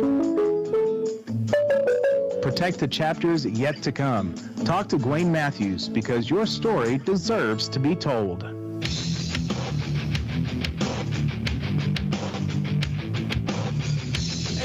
Back at Boomer Stadium as Boomers trail Bridge Creek 16-8 at the half on homecoming night. Take a look at some of these scores from around Northwest Oklahoma. Started with 6A1, Enid hosting Edmond North tonight, tied at 7 in the second quarter between both of those teams. Looking at the district at 4A1. Of course, we've got this one going on, big clash with Weatherford. Now, City, Weatherford looking to keep a hold of their control right now, being right there in a spot where should Elgin somehow fall, you got a chance at them. Elk City, though, leads Weatherford 14-7 at the half. That is homecoming for Elk City. Big rivalry game, of course, there. Clinton, they only lead Cache 13-10 at the break. Cache team that lost to Bridge Creek last week, 30-21. So Cache trying to pull off the road upset. Elgin, they were taking on Douglas, and no surprise there. Elgin rolling big. They lead 42-0 at the break over the Trojans. So kind of some surprising results in the district so far, Eric. Yeah, I think really the surprising thing to me is, what's Clinton going to be week to week? We've seen Cache. We see what the Boomers could do against Cache when the Boomers are playing well. And even in that first half for Woodward against Clinton, we saw some plays where we were talking about that could have been a 20-14 type game instead of 26. Right, and so but we've also seen when Clinton gets rolling. Well, they turn it on, yeah. And again, who knows what they're going to be here in the second half? They may make a huge difference. So. One more of the larger class scores for Eric gets to some of the smaller classes. Kingfisher tied with North Rock Creek at the half, 14-all. That's a really good North Rock Creek team. So Kingfisher trying to pull off a big upset there. So what else we got, Eric? So let's go down to 2A1. Kind of some classical teams kind of in the area. Chisholm's at Millwood. It's a big game. Or actually, Millwood's at Chisholm. Big game. It is 14-0 Millwood at the half there. And I believe that's the only one we really need to focus on. 2A1, 2A2. I did see that Alva was up in the last score, and now that game has disappeared. There it is. It's 42-0 in the second quarter. Alva's just Alva's just putting it on. That's homecoming in Alva at Ranger Field tonight for them. So yeah, they're just putting it on them. So. And I guess mention Hennessy as well. Hennessy is at Luther. It's in the second quarter. Hennessy and Luther. Defensive battle is 3-0 Hennessy. Wow. On to A1 here, Class A Division I. Hooker, #1 team, the new #1, I should say. Boy, they are rolling Barrett right now on the road, 47-0. Bulldogs on top of Barrett at the half there. See what Fairview is up to. Fairview, bit of a lower scoring game right now. They're on the road against the solid Hinton team. They do lead 21-6 there in the second quarter. Second quarter in Watonga, as Crescent currently leads Watonga 12-0 in that game. In A2, Thomas Fay Custer is hosting Southwest Covenant. Thomas is up 18-7. Big game. Texoma Goodwell, we know what they can be. They're down at, they had to make a long trip to Mangum, though. That is a long trip to go from Texoma to Mangum, and it's 26-8 Mangum. Late in the second quarter, Moreland and Apache playing Interline Field. Interline Field, about 10 miles east of here, and it is knotted at 20-all late in the second quarter. That's a pretty solid Apache team, so good test for Moreland there. On to B1 a bit.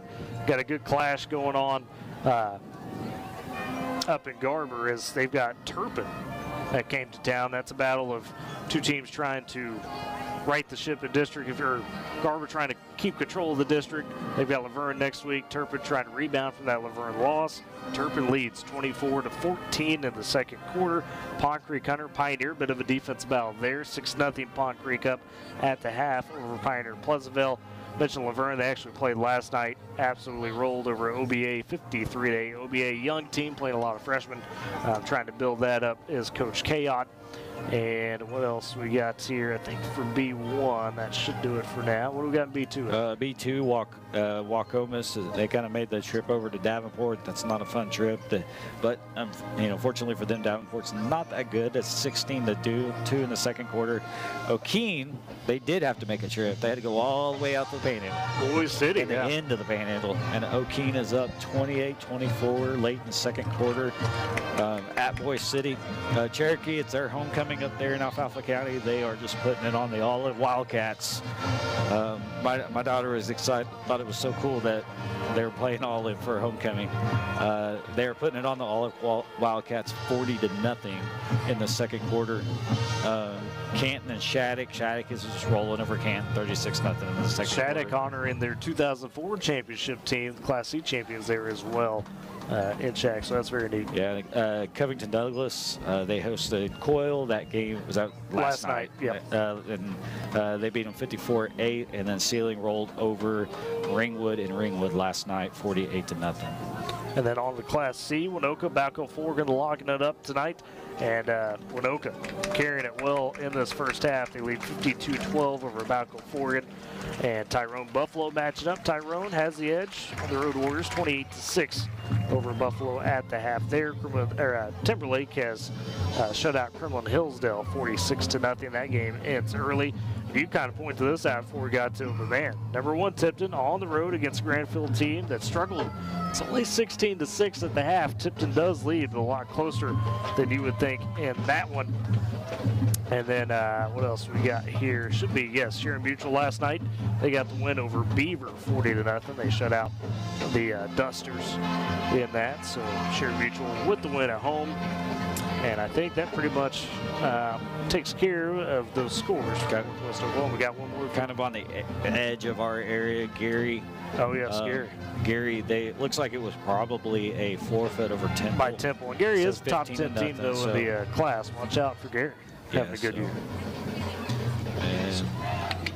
But for the constant update on those scores, and of course the Tri-State as a whole, quick scores going on K101 at the moment. They're rolling through it until 10 o'clock tonight.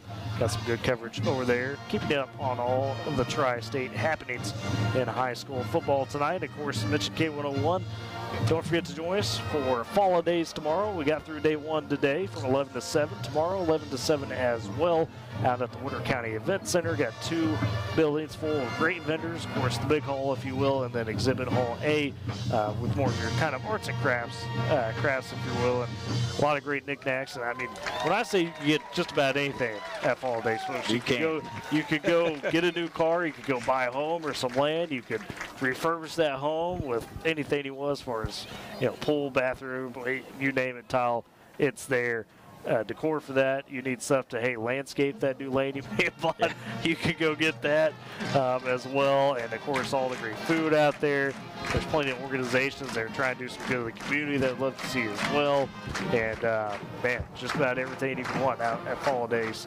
Tomorrow, 11 to 7, Sunday 2 to 5. So. Yeah, I'm excited. Tomorrow, I'm actually, if anybody's going to be in the Oklahoma City metro area, the National Weather Festival at the National Weather Center. So I could go get your autograph?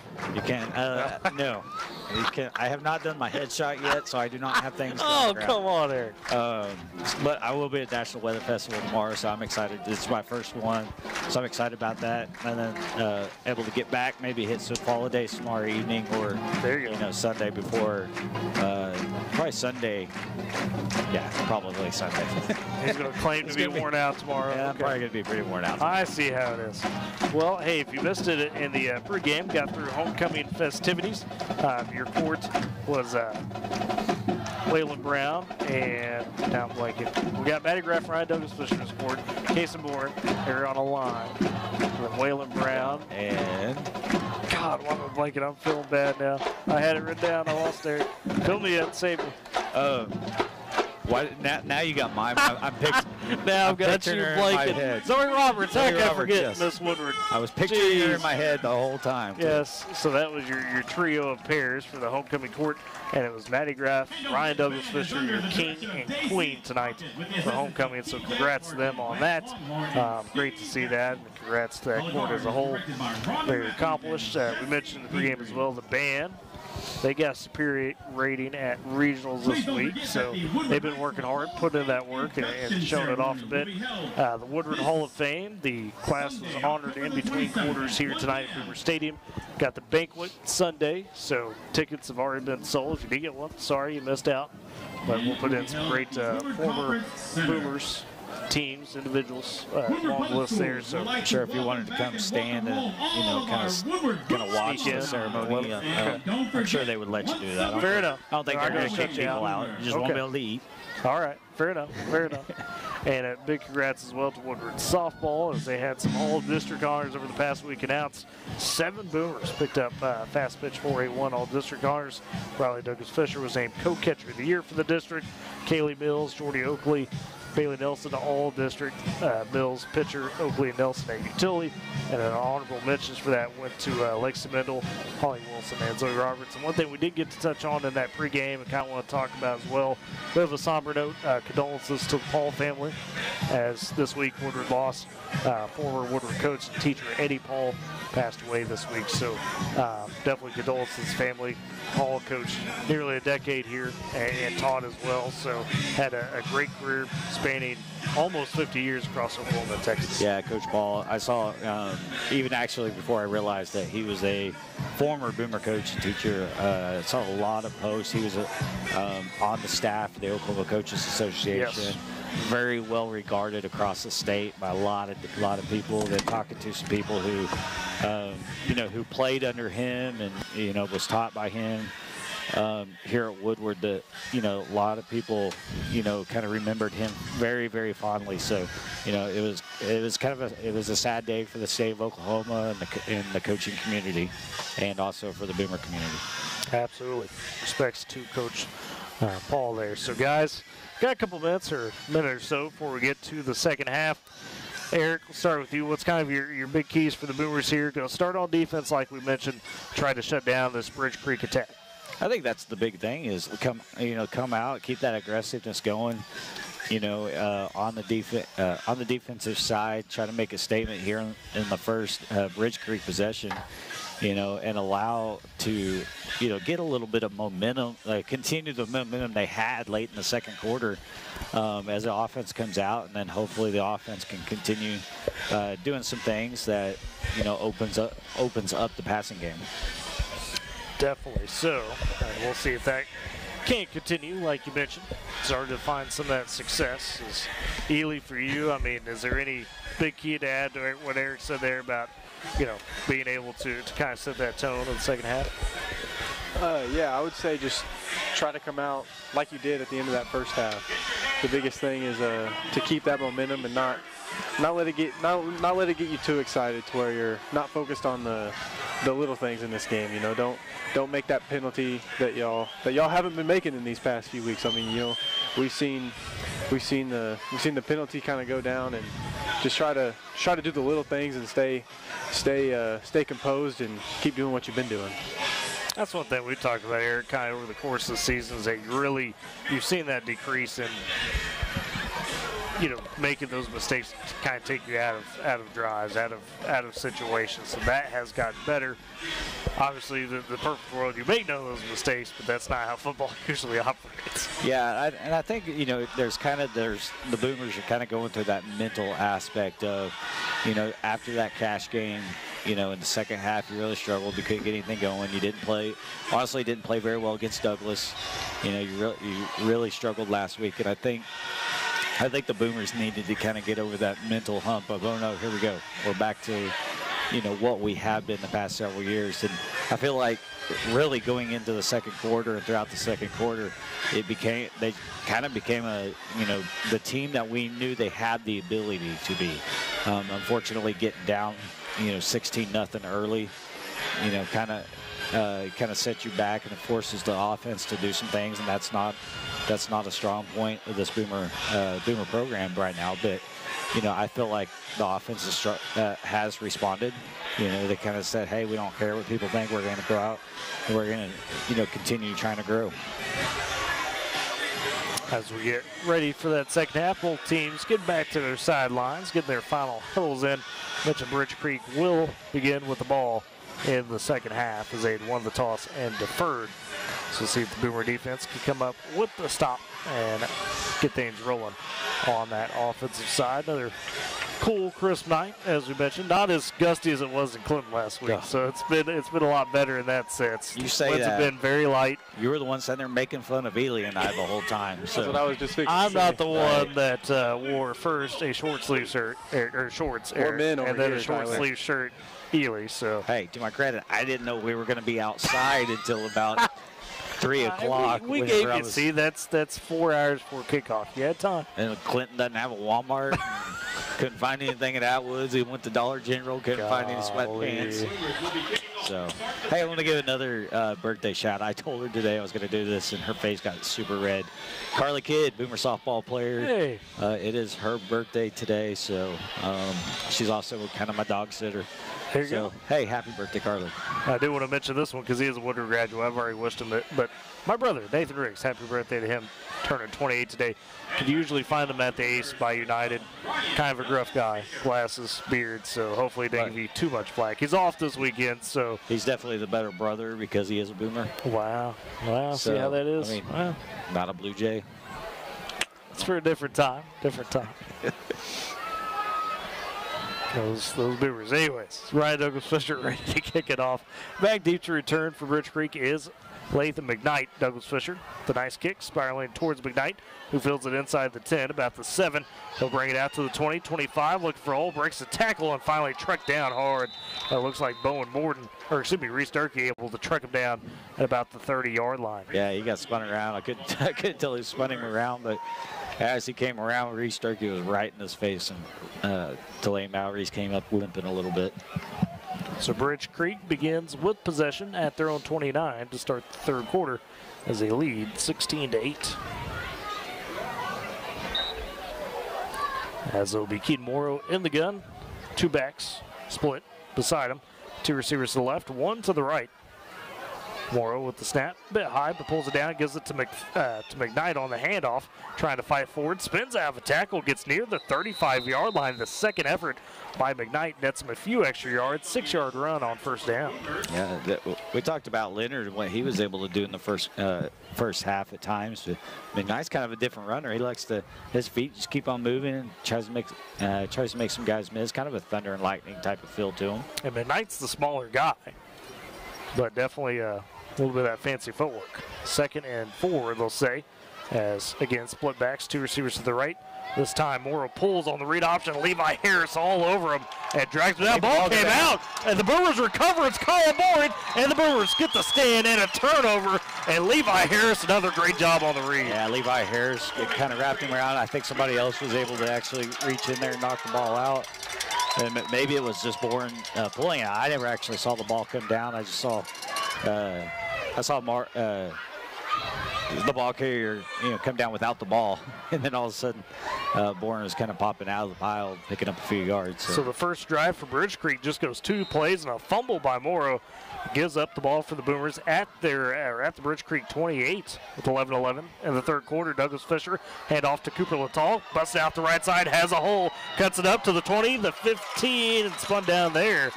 And Littall able to get a big carry to start the drive for the Boomers.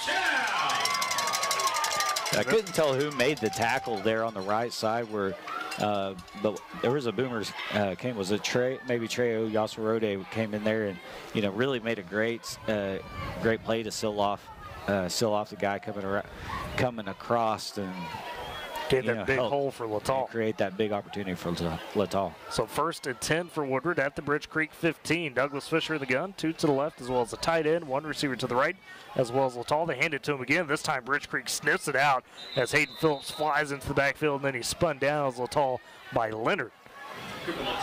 We've seen that a couple times. Littall still though able to at least get a yard out of it and make it, give him no gains. 2nd and 10. I think that spin actually helped him you know, pick it because he was hit probably 2 or 3 yards into the backfield. Yeah. You know, but as they pulled him down, he got spun forward and was able to pick up a few yards. 2nd and 10 for the Boomers, trying to take advantage of the early quarter turnover by Bridge Creek. As Douglas Fisher in the gun, 2 to the left, 1 to the right, as well as the tight end and the running back. Tight end goes motion to the left side, rolling.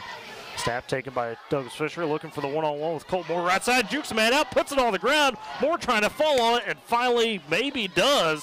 It's past the stick. I think first down. Who got it, though? I think Colt was able to win it. He was I think juggling he got back on it. And it looks like the Boomers did get back on it. Yep. Yeah, I think Colt, you know, again, he could have raced towards the end zone. He juked his man out. Honestly, I think when he made the move, it kind of caught himself off guard. Got a little too excited, ball slipped out. Then he continued to try to pick it up, you know, and then finally he recognized that, hey, I'm not going to pick this up. And he just fell on it. It's not basketball season yet, young man. not dribbling the ball yet. But hey, great job, you know, to get the ball out quickly. Great job by Colt to make the move to pick up the first down. So first and goal for Woodward at the 5 is what they'll say. 9:55 remains third quarter. Woodward trying to tie this thing up. Douglas Fisher in the gun, 2 to the left, 1 to the right. Tight end to the left as well. Latal in the backfield. They fake the handoff. Douglas Fisher looking for the little bubble screen. Finds Roland, the tight end, who gets it deep in the backfield, able to surge forward for about a yard. And a late flag comes in. Very late flag. So we'll see where this is. This frustration on whose part? As Roland got about a yard, so saved a loss. We'll see what the call is. Ely's pointing that way. Ely's pointing towards Bridge Creek in the booth. We'll see. Seen a couple of our guys clapping, so it's kind of hinting towards it. Unsportsmanlike against the Boomers. I was wrong. So unfortunate. So you go, and Eric's what we talk about. You go first and goal, get to second and goal, and now you're going to back it up big. Yeah, I mean, I don't. The only thing I could think of is somebody said something. Had to. In the moment. Because there's no action. Right. I didn't see any. There's no hands thrown or anything crazy like that. It looked like a very routine after the play was over type of, you know, back to the huddles. So that backs Woodward all the way up to the 19 after the personal foul. This is going to sound crazy, but I think this kind of benefits the offense a little bit because it does open up the field just a little bit. So second and goal from the 19. Douglas Fisher back to pass, rolling right side. Now just going to take it himself. Looked like maybe a speed option to actually start that play, and it got balled up. Douglas Fisher did cut it up for a couple of yards, brings up 3rd and long. And the reason why I say it opens up the field a little bit is because the plays that we have seen be effective, you know, isn't when we're caught up close. It's when we've been able to either spread the ball outside. You know, in other games we've been able to hit guys coming across the field. When you're right up against the end zone, you have a lot less to work with. So 3rd and goal from the 17 now for the Boomers. Douglas Fisher in the gun.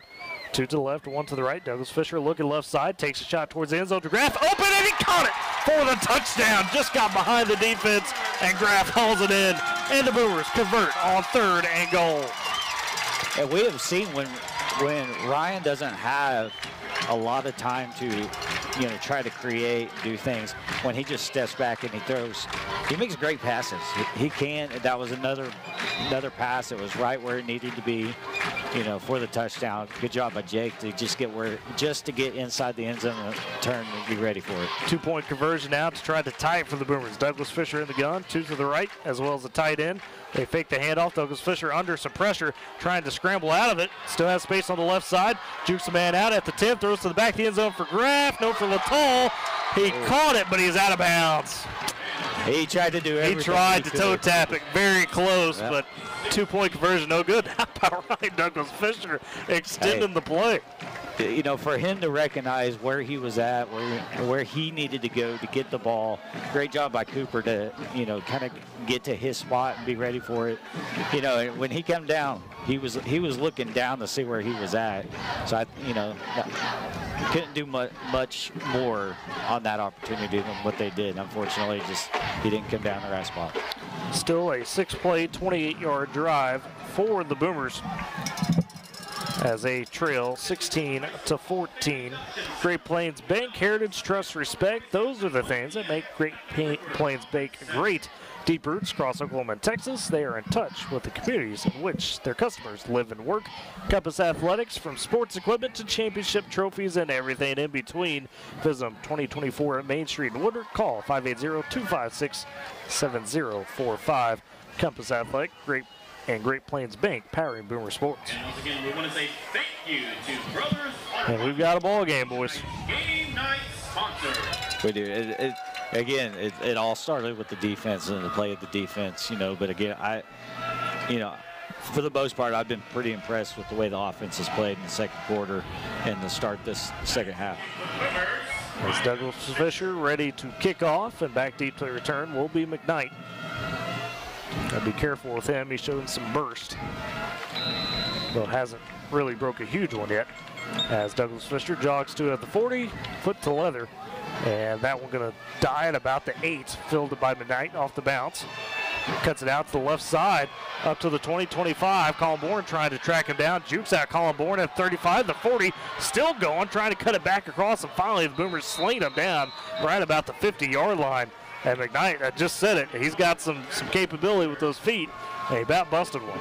Yeah, he's got that capability, and that's also been a weakness we have seen in the Boomers this year. The pinch in, yeah. Is on the kickoff coverage and getting downfield, and unfortunately it didn't bite us as big as it could have, but they were still able to get the ball back on the Boomer side of the midfield. They do give it to him at the Woodward 49. So 1st and 10 for Morrow and the Bobcats as he's in the gun. Trips to the right, one to the left. Backfield is Leonard on the right side. They'll hand it to him on the inside dive, and he breaks the tackle to the 40. 35, lowers the shoulder, still dragging defenders to the 30-yard line. And Leonard comes up with a 19-yard run to begin the drive. Leonard did a great job of selling that. It looked like he was going to, maybe even get a pitch, go off to the right side. Took a step right, and then countered right back in, got the ball, and and then he, instead of going further out to the left, he cut it back upfield. Ely, you've been part of an offense that delves into misdirection. When you sell it well, that could really play with guys' eyes. Yeah, and one thing I'll say, that was the first time the Bobcat offensive line has kind of drove that defensive line back. I think that's kind of what sprung that play right there. So 1st and 10 for Bridge Creek. They'll give it to Leonard again, this time left side, bounces out. A good open field tackle by a Boomer for a gain of just about 3 or 4, and they get Bourne with the tackle, and we see Colin make those open field tackles all season long. Yeah, Colin Bourne looked like maybe Brody Providence kind of made him go, make that one last little move, which allowed Colin to go in there and finish him off at the cut him down with his legs, but Leonard's impressed me. Just a sophomore, guys. He honestly impresses me more than Morrow does. So 2nd and 6 for Bridge Creek at the Boomer 26. 7:35 remains third quarter. Morrow on the gun, 2 receivers each side. They'll hand off to Leonard up the gut. This time the Boomers on him pretty quick. He'll fight forward for a gain of 2, maybe 3. Levi Harris looked like Mason Arnold also in on the tackle. It's 3rd and about 4. Yeah, they only gave about a yard actually, so gave it to 2, they'll say 3rd and 4. Thought I got a little more progress than that, not the case. But now can the Boomers force the 4th down, although Bridge Creek probably in a spot where you're 4 down territory. We talked about their lack of kicking ability. So 3rd and 4 at the 24. 7 minutes remains in the third quarter. More on the gun, trips to the right, 1 to the left. Again, this time he goes with the read option, finds a big hole to the 15, 10-5 into the end zone for Keaton Morrow. And again, just when they lull you to sleep with those dives, Morrow finds the perfect time to pull it. He gets the touchdown run from 24 yards out. Yeah, he just straight out run the Boomer defense right there. The Boomers, they couldn't quite tell who was coming in on the blitz, and a lot of times on those reads, he's kind of he would sell it and then he would kind of go off to the right. And unfortunately, that time he just went straight up the middle and hit that hole quick. It's a 2-point conversion upcoming. Morrow on the pistol. Bit of an odd set. They'll give it to Leonard up the gut, and he piles in for the 2-point conversion. Let's make it 22-14. Bridge Creek leads. Haley, what'd you see on that play? Well, we had talked about it a little bit earlier. We were talking about how the quarterback is so smooth or savvy when it comes to pulling that ball. I mean, he lets the defenders get right there, and then he just rips it, and that's exactly what he did there. And that's exactly what you want I don't want to exaggerate it, but it's almost college level. Like, yeah, you don't really see that type of skill at it unless you get to the college level.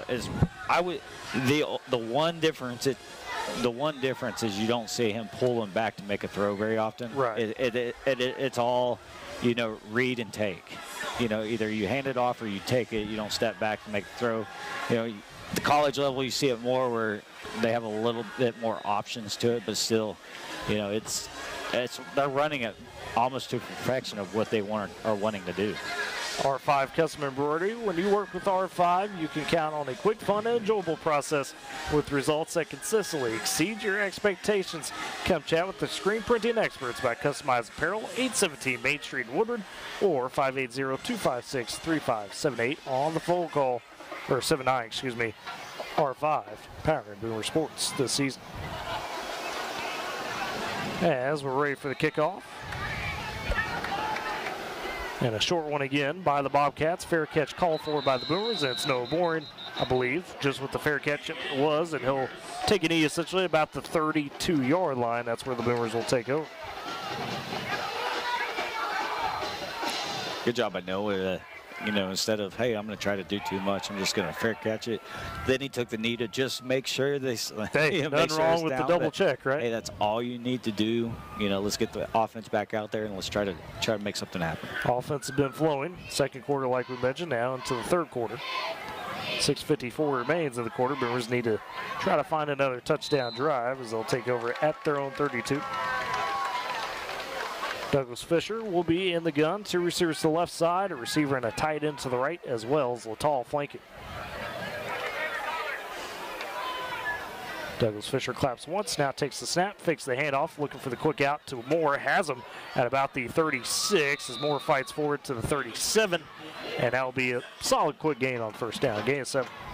Yeah, I'm amazed at how many times. Gain of 6, excuse me. I'm amazed at how many times defenses are willing to try to take Colton Moore one-on-one. Almost every time. And I know some of that comes back to you have a guy at quarterback who's not a true quarterback. Sometimes doesn't make the greatest throws in the world, but still, the way Colt can make some moves and make some things happen. It's a dangerous proposition for sure. 2nd and 4 for the Boomers. Douglas Fisher in the gun. Two receivers and a tight end to the left, one to the right. Latal flanking left side. They give it to him on the handoff. Bounces out to the right side. Fighting forward near the stick. Should have the first down by a yard. Nice 5-yard carry by Latal. And that's, we've talked about it multiple times. That's exactly why they made that move to put Cooper in the backfield was, he was able to see the field and, recognize that his initial hole that he wanted filled. He made a small little move and just picked up what he could. 1st and 10 for the Boomers at their own 42. Clock down to 5:40 in the third quarter. Woodward trails 24-14. As Douglas Fisher in the gun, motions tight end to the left side, has two receivers there, now sends Moore across the formation. They flip it to him from the right side to the left, cuts it upfield, will get to about the 45, and a gain of about 2 on the first down, call it 3 actually. Now Boomers got really close to an illegal shift on that. We had two guys in motion at the same time, and luckily Colt recognized it, stopped, and to kind of reset, was able to pick up some yards. They'll call it 2nd and 8 for Woodward. 5 minutes even remains third quarter. Douglas Fisher in the gun. Two receivers, tight end right side. Moore the single man left side. Tall also flanking right side. Now Roland goes across the formation in motion, and the flag. And this might be that illegal shift. I had a Boomer lineman flinch a little bit while Roland was in motion. Somebody flinched on the right side of the line. So essentially the false start backs it up. But I will say that's, that is something we've seen Boomers struggle with at times this year. That's the first false start of the game, I believe. It is, yeah. Second and 13 for Woodward now. 4:40 remains third quarter. Douglas Fisher in the gun. It's two wide receivers to the right, one to the left, as well as a tight end who went in motion. Douglas Fisher hands it off to Latal. Nice blocking. Springs the whole left side to the 50. Cuts it back into Bridge Creek territory. Forward. Gets the first down, I should say, across the 45 before he's taken down. And another nice run from Cooper Latal. That's the Boomers a big first down. Corbin Smarko with a couple big blocks in on that. He made an initial block at the line to help open up a little bit, and then getting downfield, making another block. Guys, I think he uses his helmet. His helmet is almost chipped completely yellow. Yeah. You're not wrong. Yeah, a lot of times the refurbished helmets, they just kind of have to paint over the top of what it was. And he plays hard. Yes, Corbin does play hard. That's one thing you cannot deny about him.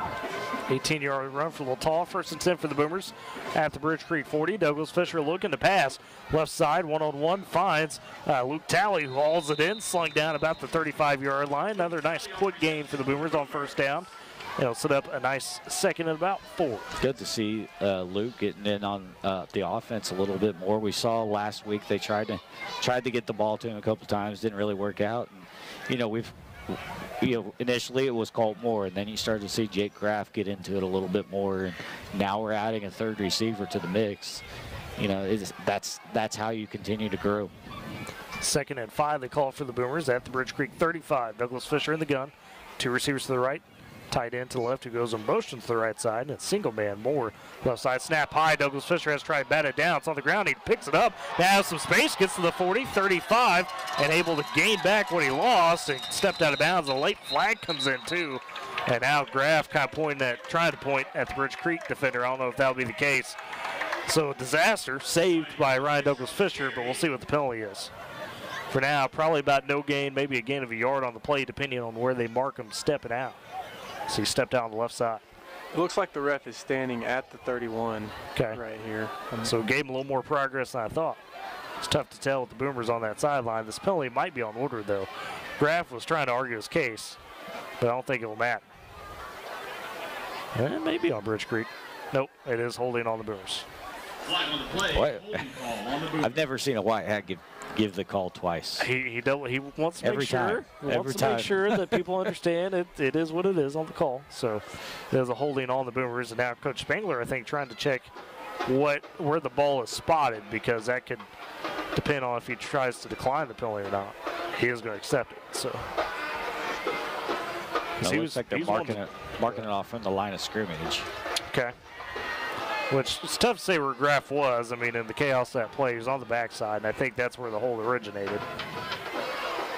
So for the Boomers, it will be second and 14 now.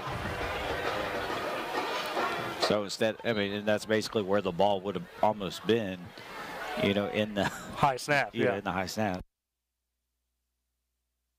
Douglas Fisher goes for the deep. Looking for Colt Moore. That broken up. Couple defenders collide with Moore. It'll be third and 14. And I think Colt did a good job of getting up there and probably knocking the ball away. He kind of gets underthrown a little bit sometimes, and Colt, as they went, just more knocked it away from the defender. So third and 14 for the Boomers, trying to come up with the first down conversion.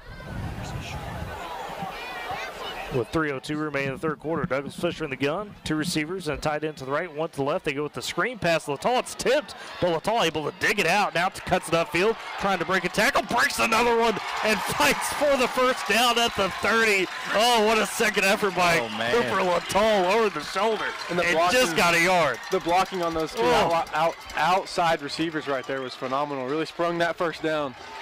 And also the shoestring catch by Cooper. When he said he had to go down and get it, he basically did everything he could to catch that before it got on the ground. Almost had to just kick it up to himself. Yeah, because, and that's the thing. Ball hits the ground in that situation.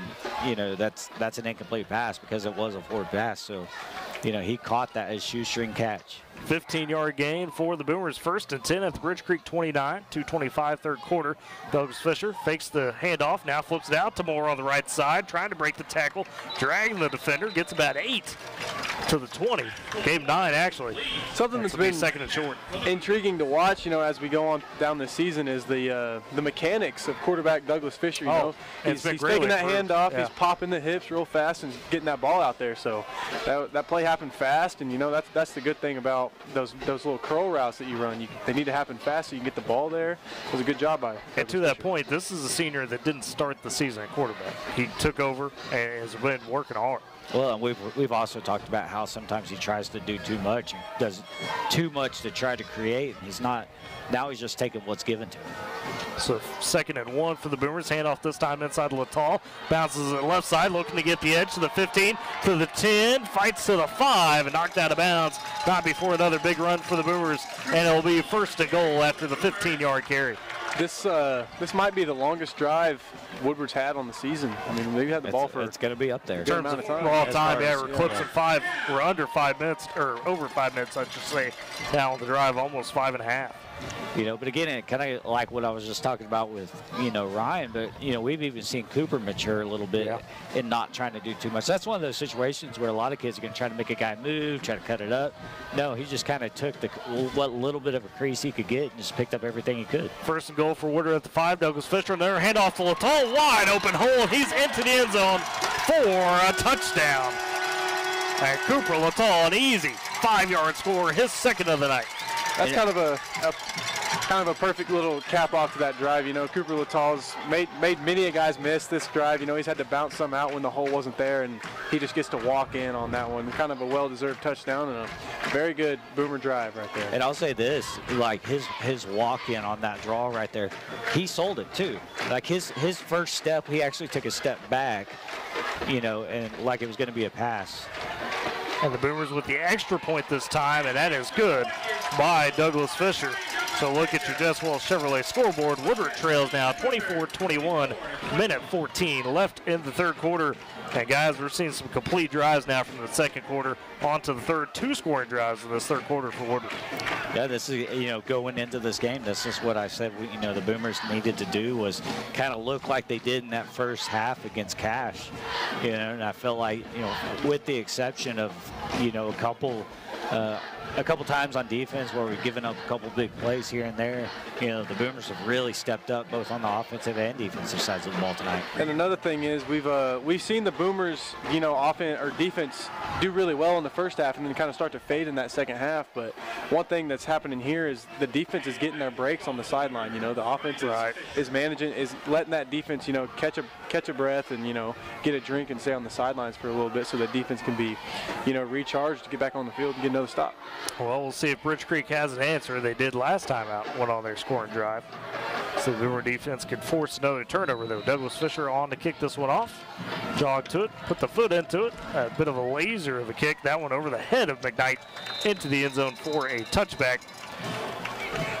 Western Drug, 1021 Oklahoma Avenue in Woodward. They've got friendly and a caring staff and a drive-through window that is awfully convenient. Always excellent service as well. 580-256-5586. Salient State Bank, they've got a branch in Woodward. New location is 2314 Williams Avenue. Salient State Bank Woodward branch offers full-service banking, whether it be personal checking, savings, home, and commercial loans, as well as mobile and online banking, wire transfers, and much more. Salient State Bank, Western Drug, powering Boomer Sports this season. Bobcats on the field, got the 1st and 10 out there on 20 to begin the drive, and the Boomers just stuffed the inside run by Wyatt Leonard for no gain. Levi Harris and Kason Boren looked like Zaylen Flores may have been in there and making plays in on the play as well. So let's bring up 2nd and 10.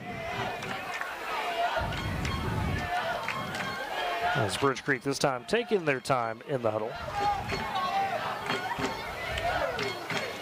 Again, the Boomer defense has to be aggressive, but they also can't lose sight, of what they can do on that read. And Morrow trying to keep it himself, and the Boomers just blow it up, Leonard able to blow it up back at the 15-yard line. Huge loss on 2nd down, brings up 3rd and long. And Kason Boren a minute ago was in there for the tackle. Colin Boren is the one and really that would, there's a couple guys came in there late, but that's a solo tackle by Colin. He read it the whole way, and unfortunately he probably could have brought him down for a couple more yard loss, but Leonard was able to keep somewhat momentum going. Bridge Creek down to 5 seconds on the game clock. Don't have to snap it. Morrow does. Back to pass on 3rd and 15. The Boomers all over him in the backfield for the sack. And that's how we end the third quarter.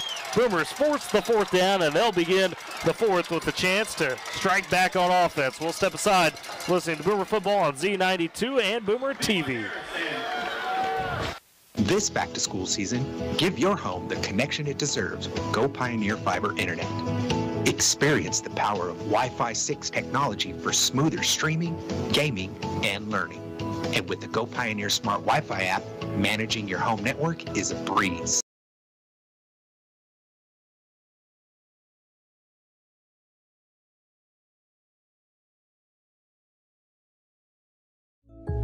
Who can solve this equation? Ooh! Me. Anyone else? Fine. Jake from State Farm. Again. Right. It's the personal price plan theorem. If you bundle your home and auto, that can equal an affordable price just for you. Bundling. Just another way to save with the personal price plan. Like a good neighbor. There's nothing like being from Western Oklahoma. It's family and community. It's spring storms and winter wheat. It's fall football and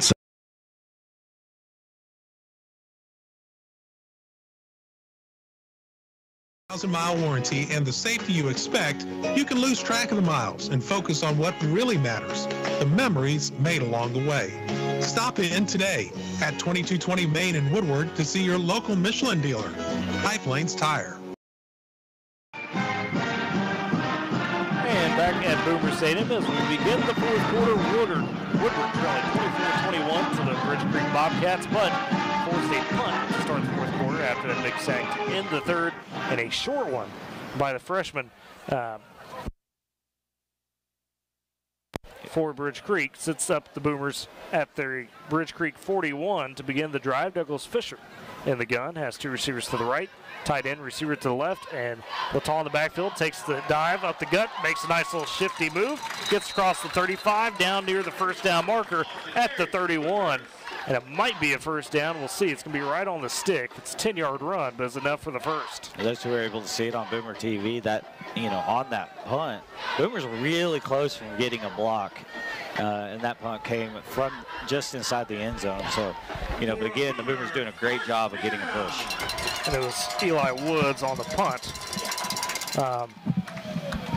And it is a first down. So they thought about it, and then they gave Latal the first down. So Boomers had the first at the Bridge Creek 32.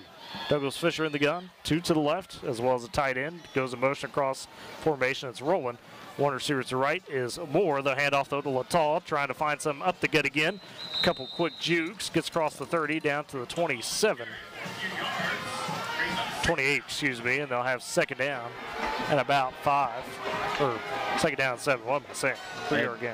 The Boomers are doing a good job of, they're, again, not trying to do high. He was hit.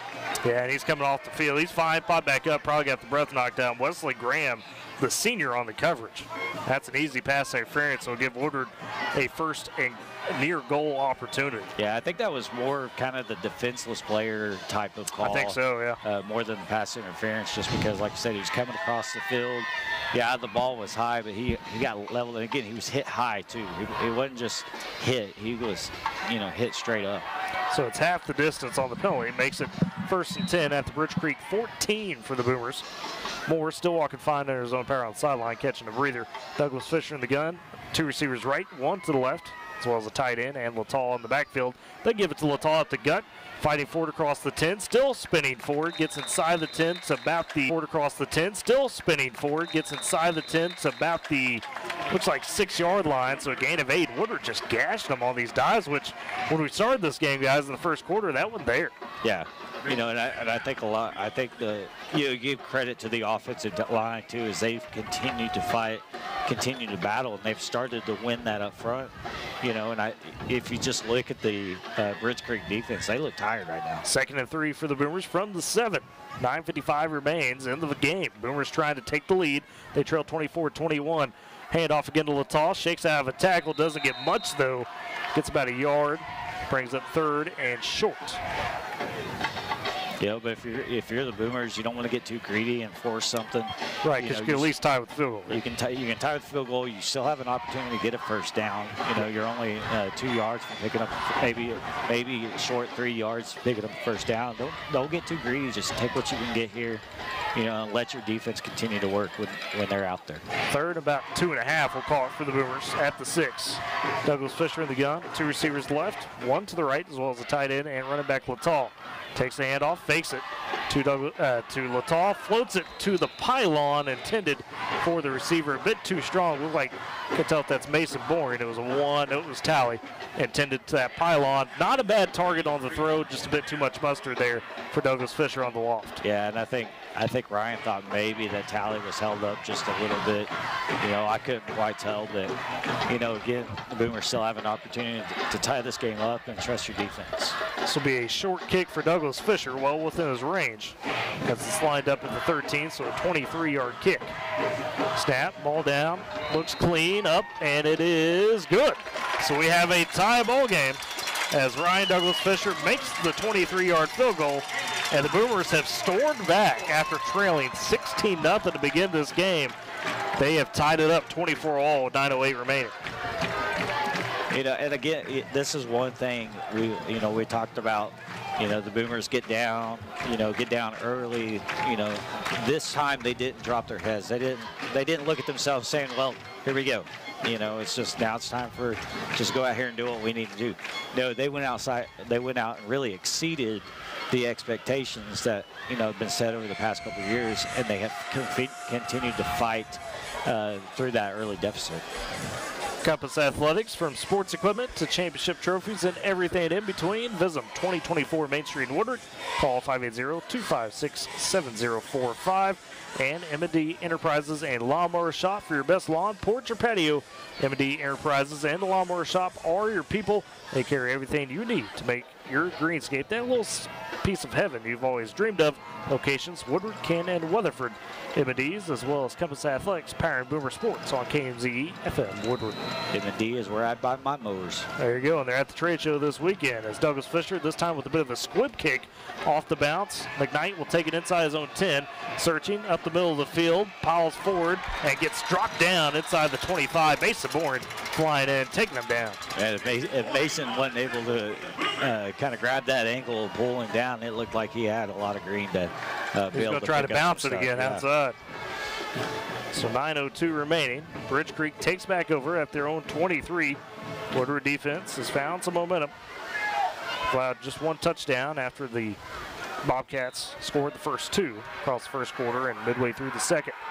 Morrow in the gun. Trips to his right side, as well as Leonard, the running back, one to the left. Morrow takes the snap, fakes the handoff, looking for the bubble screen to McKnight, and that pass low. And guys, that's, if Morrow's throwing it low, he's feeling uncomfortable back there. Yeah, the Boomer defense is starting to get that push that they could have got early on. And like Ely said, Zaylen kind of coming in there to start the second quarter really kind of changed up the way that that Bridge Creek kind of their blocking schemes changed things up, and Boomer's getting that push now. So 2nd and 10 for the Bobcats, and a play action pass, just a YOLO throw out to the sideline, and somehow caught by McKnight. Boy, Morrow took a shot at the end of that. It wasn't a dirty shot, but he's feeling it. No, they say incomplete. They say incomplete or catch. No, it is a catch. I think it was a catch. Yeah, it was. His back was to us, but I don't know how Morrow placed that in there right on the sideline. McKnight able to pull it down. And honestly, they were, the Boomers recognized the pass. You had 2 guys that kind of got got Morrow's face, and the ball just went. I wasn't quite sure who was on the coverage. It just went over their fingertips and dropped in there.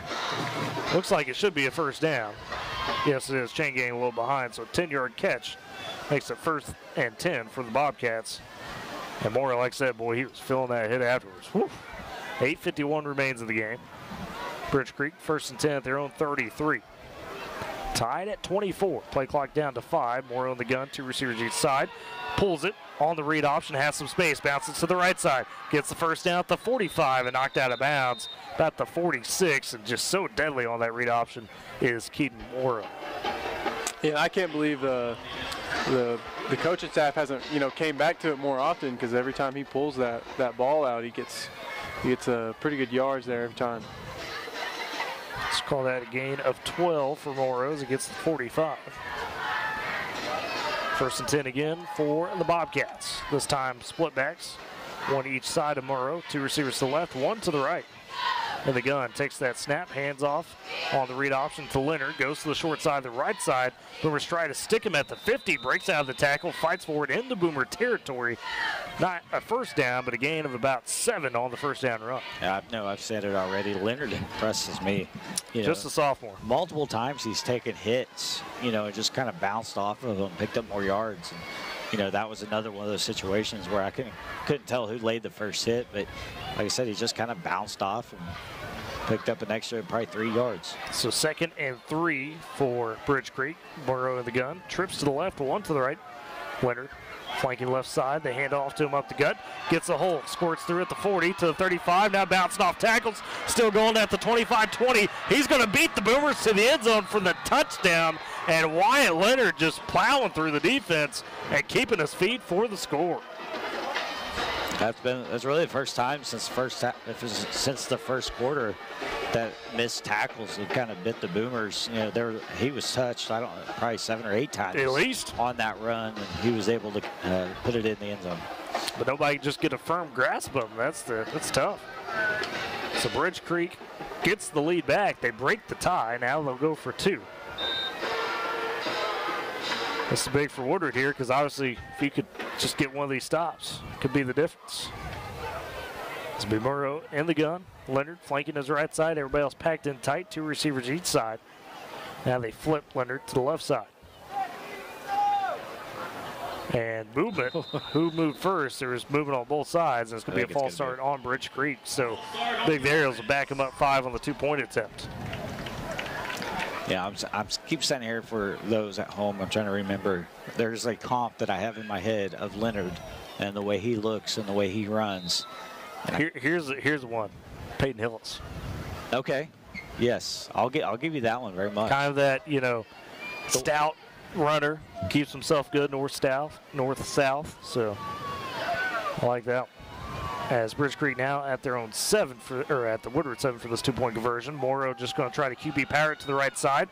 Lowers his shoulder. Don't think he got there. He did not. So the Boomers do stop the 2-point conversion.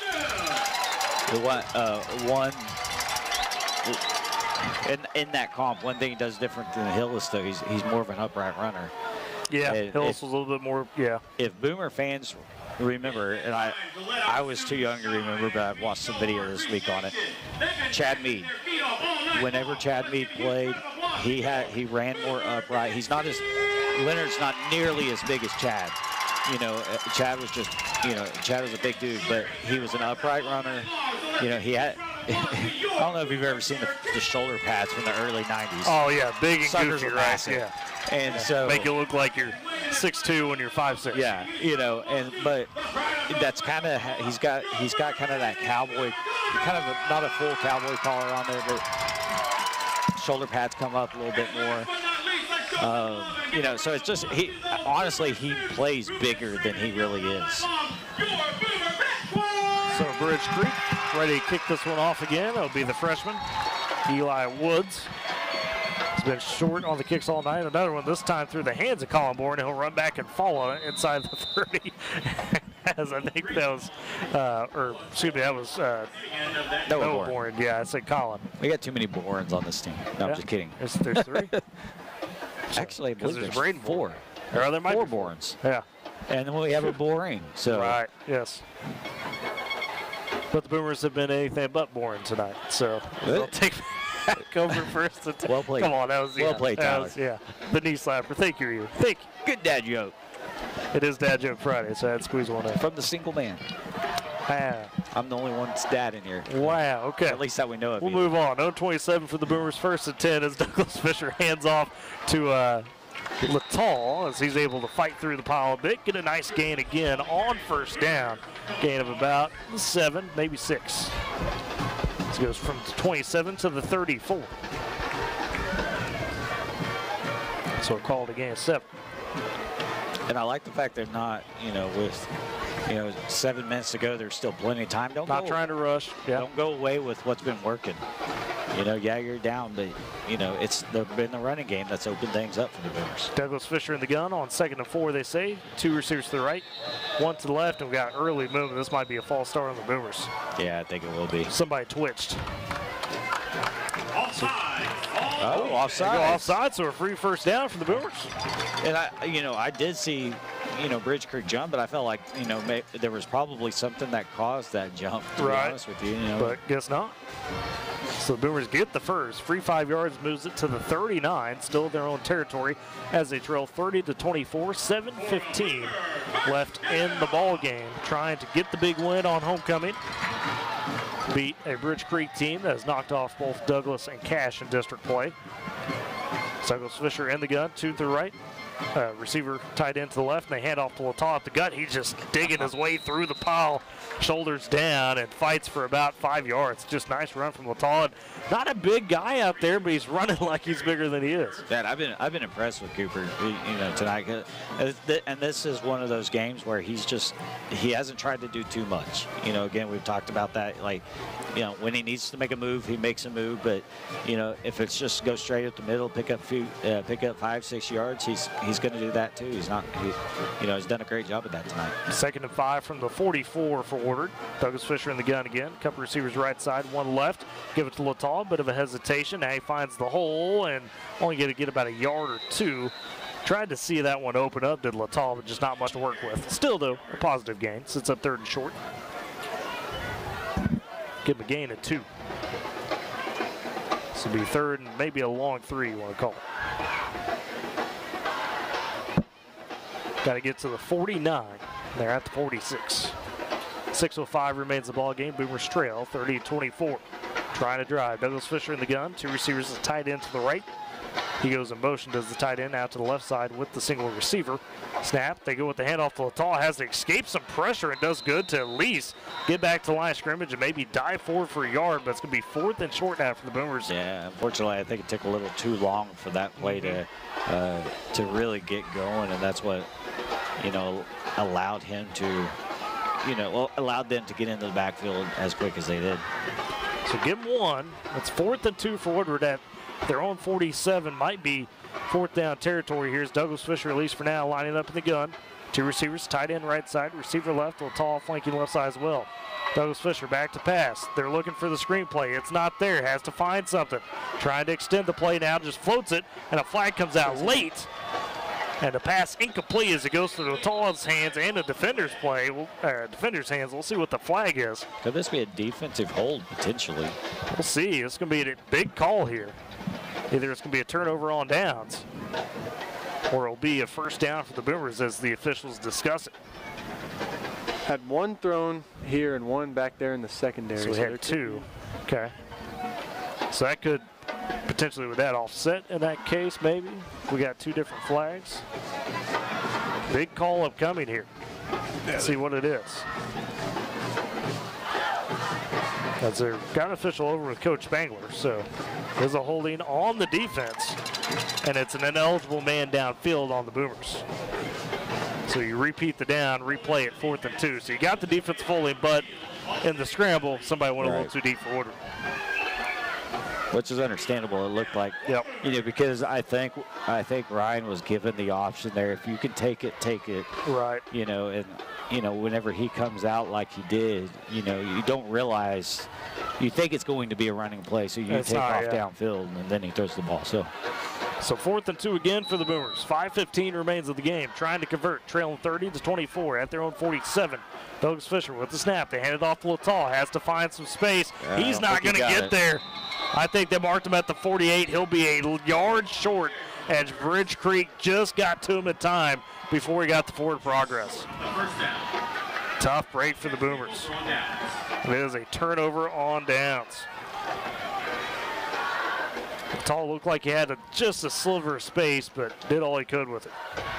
Well, you've been able to trust your defense all year to kind of help you out. So this is kind of where they need to stand true to themselves and get a stop. Try to get the offense back out there. These are 5:08 remains in the game. Bridge Creek with the possession on the Boomer 48, trying to drain this clock. 1st and 10 for Morrow.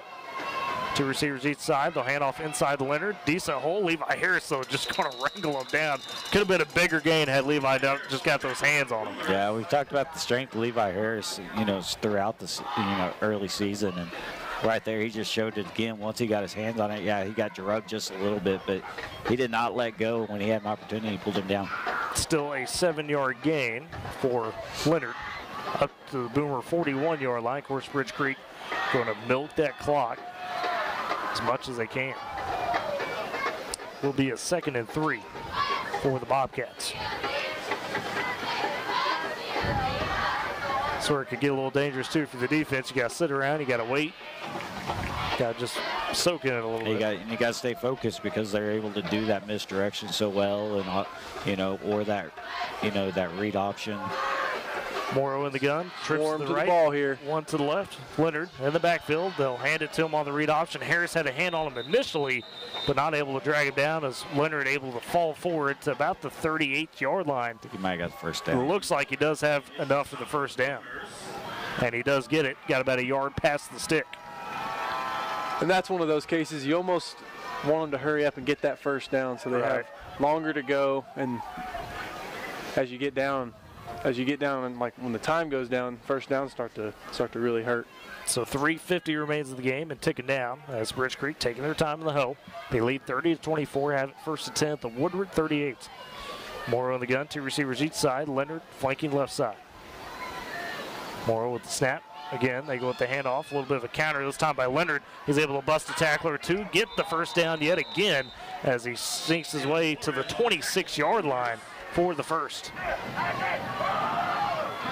A timeout taken by Woodward. Interesting point here after the 11-yard run by Leonard. I think this may be more of a refocus type of timeout. This, the Boomers have kind of lost focus on these past couple runs. Let's get back to the basics. Let's get back to what we do well. Just put a hat on them. Let's go. And if I could get to it here. There we go. M&D Enterprises Lawnmower Shop for your best lawn, porch, or patio. M&D Enterprises and Lawnmower Shop are your people. They carry everything you need to make your greenscape that little piece of heaven you have always dreamed of.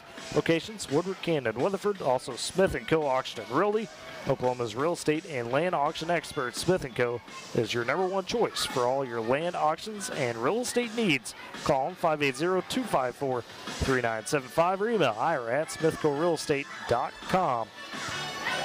Smith & Co. as well as M&D powering Boomer Sports this season. And guys, I mentioned those two. Of course, they are out at the Farm Expo this weekend as well, so go check them out there. 11 to 7 tomorrow, noon to 5 on Sunday. So great people. Go visit with them, see what you need at the Woodward County Event Center. So out of the timeout, Bridge Creek 1st and 10 at the Woodward 27. 3:28 remains in the ball game. Bridge Creek does lead 30-24, trying to put the Boomers away. Morrow in the gun, trips to his right, 1 to the left. Leonard backfield, they hand it to him yet again, has another hole to the 15, down to the 10, breaks another tackle. Dominique Gordon making the touchdown saving tackle as Leonard able to fall forward to about the 4-yard line. He's just pounded away. Yeah, I'm not sure if this is just kind of the Boomers just getting tired. They're getting beat up front now. Something we're seeing them have, control, through much of the third quarter and early fourth quarter. It's kind of a statement by that senior heavy Bridge Creek offensive line we talked about to kind of reclaim control of this game as well too. So Bridge Creek with a 1st and goal at the 4. And if you're wondering, you think about, hey, maybe we just let them score right here to prevent, more time coming off that clock. See if you can play for the 2 touchdowns onside. As it be Morrow in the gun. 2 receivers tied in to the right, 1 to the left. Running back on the right side. Morrow takes the snap, hands off to Leonard. He'll pull forward, and the Boomers do stand him up. So it'll be 2nd and goal from about the 2. One thing you don't want to do if you're the Boomers is, you know, get 2 stops, let them dwindle that clock, and then they score on 3rd or 4th. Right, and we've seen that. Bridge Creek has been able to convert in those situations previously. As Boomers do take another timeout with 2:36 remaining now in the ball game. And I mean, the one positive is that we know Bridge Creek really doesn't have a kicking game. They don't trust it. So, yeah, you're this close, but you almost expect them not to attempt a field goal here, even though that may be the right decision. Yeah, like you say, you know, I think, unfortunately, you know, because they do have the opportunity to, you know, get a stop or 2 here, you know, that kind of plays. It's kind of a, you know, how do you want to take it? Do you want to try to, you know, get a strip and make something happen, or do you want to let them score and, you know, try to score really quick? But, you know, you're running out of timeouts and then your back's up against the wall now. Yeah, I think they had no choice. I mean, they trusted their defense all year, so I definitely think the coaches are going to let them try to get their stand here. 2nd and goal from the 3 for Bridge Creek. Morrow on the pistol. Leonard behind him. They'll hand it to him. The sophomore bowls in. He gets the touchdown. So Bridge Creek does add the score. And they take and extend their lead now, 36-24 over the Boomers with a 2-point attempt to come. It's a 3-yard touchdown run by Leonard, the sophomore. Well, Leonard got the touchdown, but he took a shot. Took a shot in the end zone.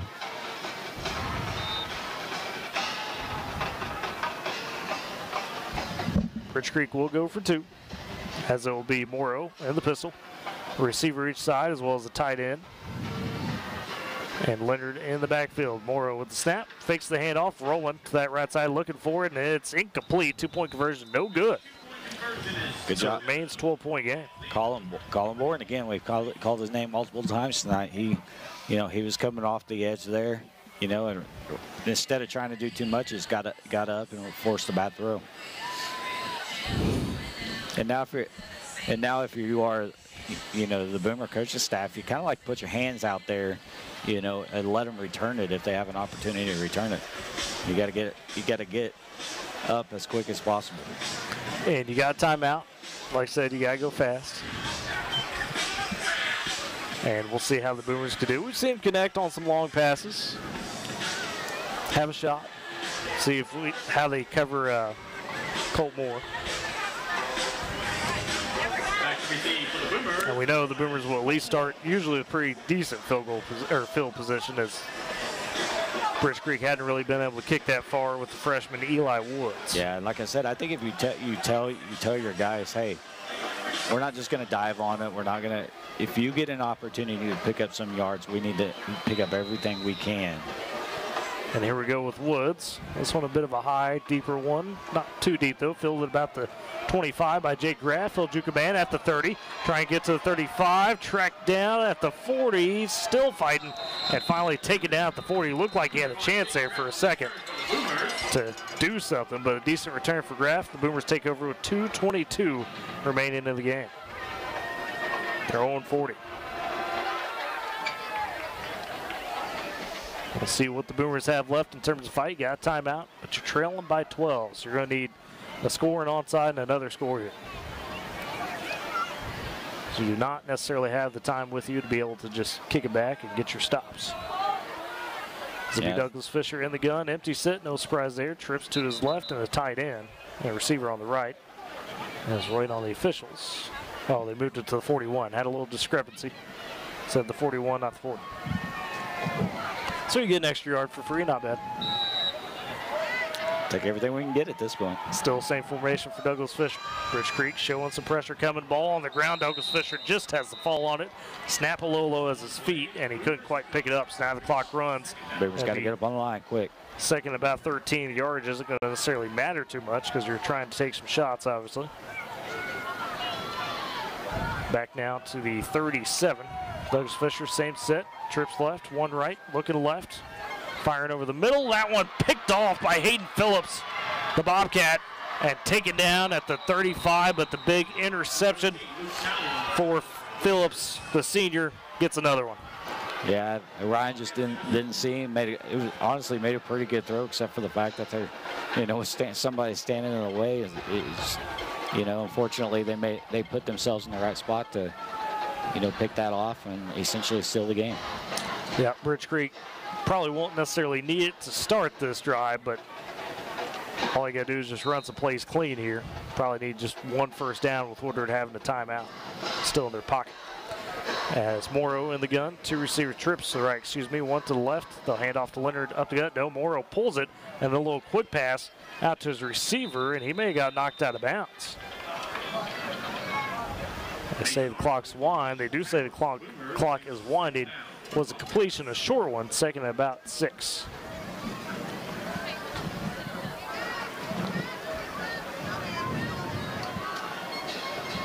As the clock will drain, 35 on the play clock. Minute 25 remains in the ball game. Bridge Creek can take this under a minute. Boomers holding their timeout for now.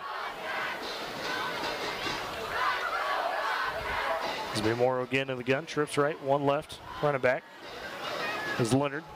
Gets the handoff. He's going to fight for it. He's going to be near the 6. The Boomers do push him back. Gets a gain of about 4, maybe 5. And there's the Boomer timeout. It'll be 3rd and short for Bridge Creek.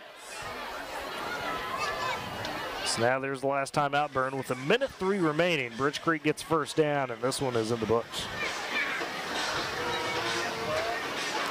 Yeah, this is where, as a coaching staff, you just kind of gather your defense and say, hey, we're going to continue to fight no matter where we're at, no matter what the score is. You got to do everything you can to kind of just show some pride here, stand them up, and let's keep them from getting their first down. See how they play it. Problem is, obviously, you're going to, like I said, it's kind of almost for pride at this point. You got to do what you can. Right. But even if you get the stop, you're going to get the ball back with 20 seconds or so. See how they play it. It's a 3rd and 2 for Bridge Creek. At the Boomer 27, just got to get to the 25. Minute 3 remains. As Morrow in the gun again. 2 receivers each side. Leonard in the backfield. Bit of a tighter shotgun. They do with a little quick pass to Gherkin to the right side. Gherkin gets the hole, and he gets spun down for the tackle, but not before he gets the first down inside the 20-yard line. And that's going to do it for this one. He did get knocked out of bounds. There's 55 seconds remaining. Clock is not running, but now all Bridge Creek has to do is essentially kneel the ball after the gain of 8.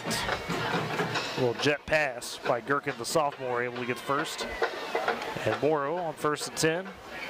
They are going to run it with Leonard, who goes to the left side. Beats the Boomer there. A couple Boomers, they just crumple him at about the 18-yard line. Kind of a risky call by Bridge Creek to continue to run the ball.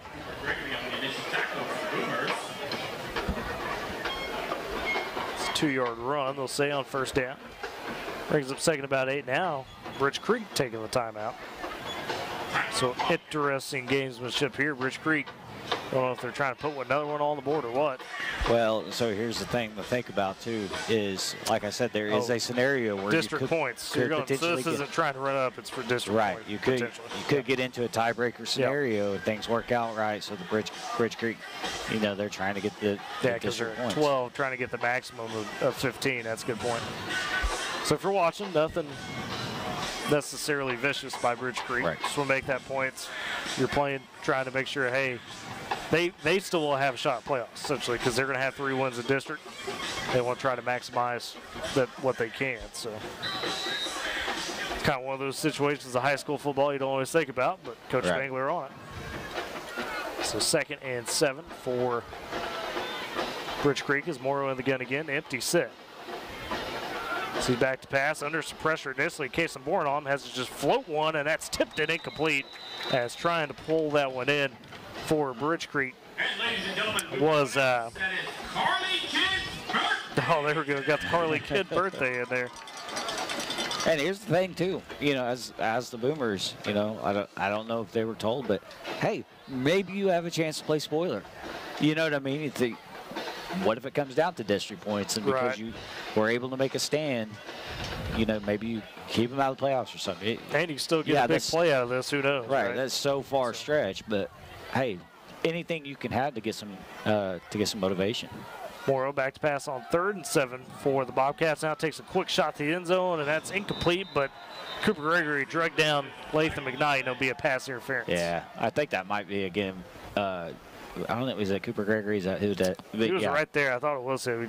But I think it may be the kind of the defenseless player, again, because the ball was so overthrown, but he still went in there and laid a hit on him. I didn't see much of it. I thought he just got kind of an arm around him. They knocked him down pretty hard. Huh. But again, and like I said, that's the only thing because it was a overthrown ball. Right. It wasn't a catchable ball. So we'll give Bridge Creek the first down after the half distance to the goal. Put Bridge Creek at first and goal at about the 9. 26 seconds still on the game clock. Bridge Creek leading 36-24. Got the game in hand, but trying to go for those district points as we were talking about to maximize at 15. Morrow in the gun, trips to the right side, one to the left.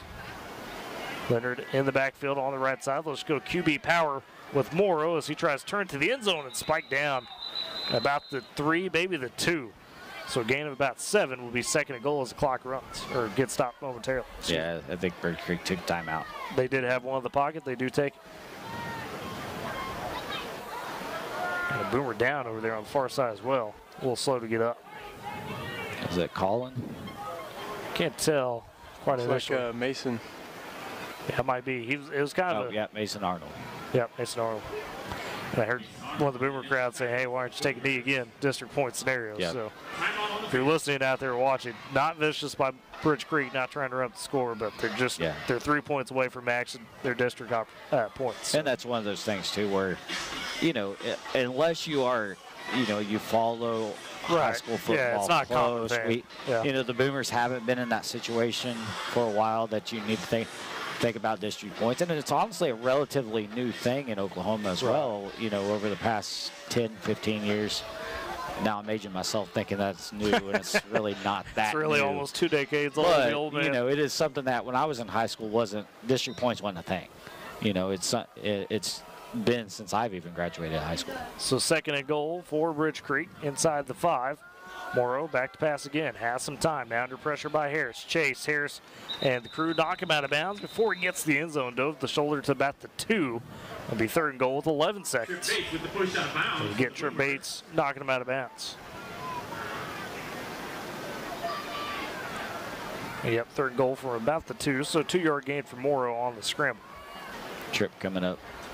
And Trip has been dealing with a little bit of an arm injury, and I'm kind of wondering if maybe he tweaked that a little bit. As he does come to the sideline, jogs over, collecting his breath.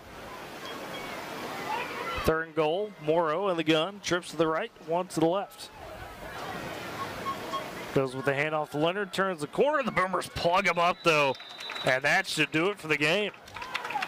And a bunch of Boomers in on that tackle. And that will be it, as Bridge Creek does take it 36-24. Boomers do get one defensive stand to end that one, keep Bridge Creek off the board, maximizing their district points.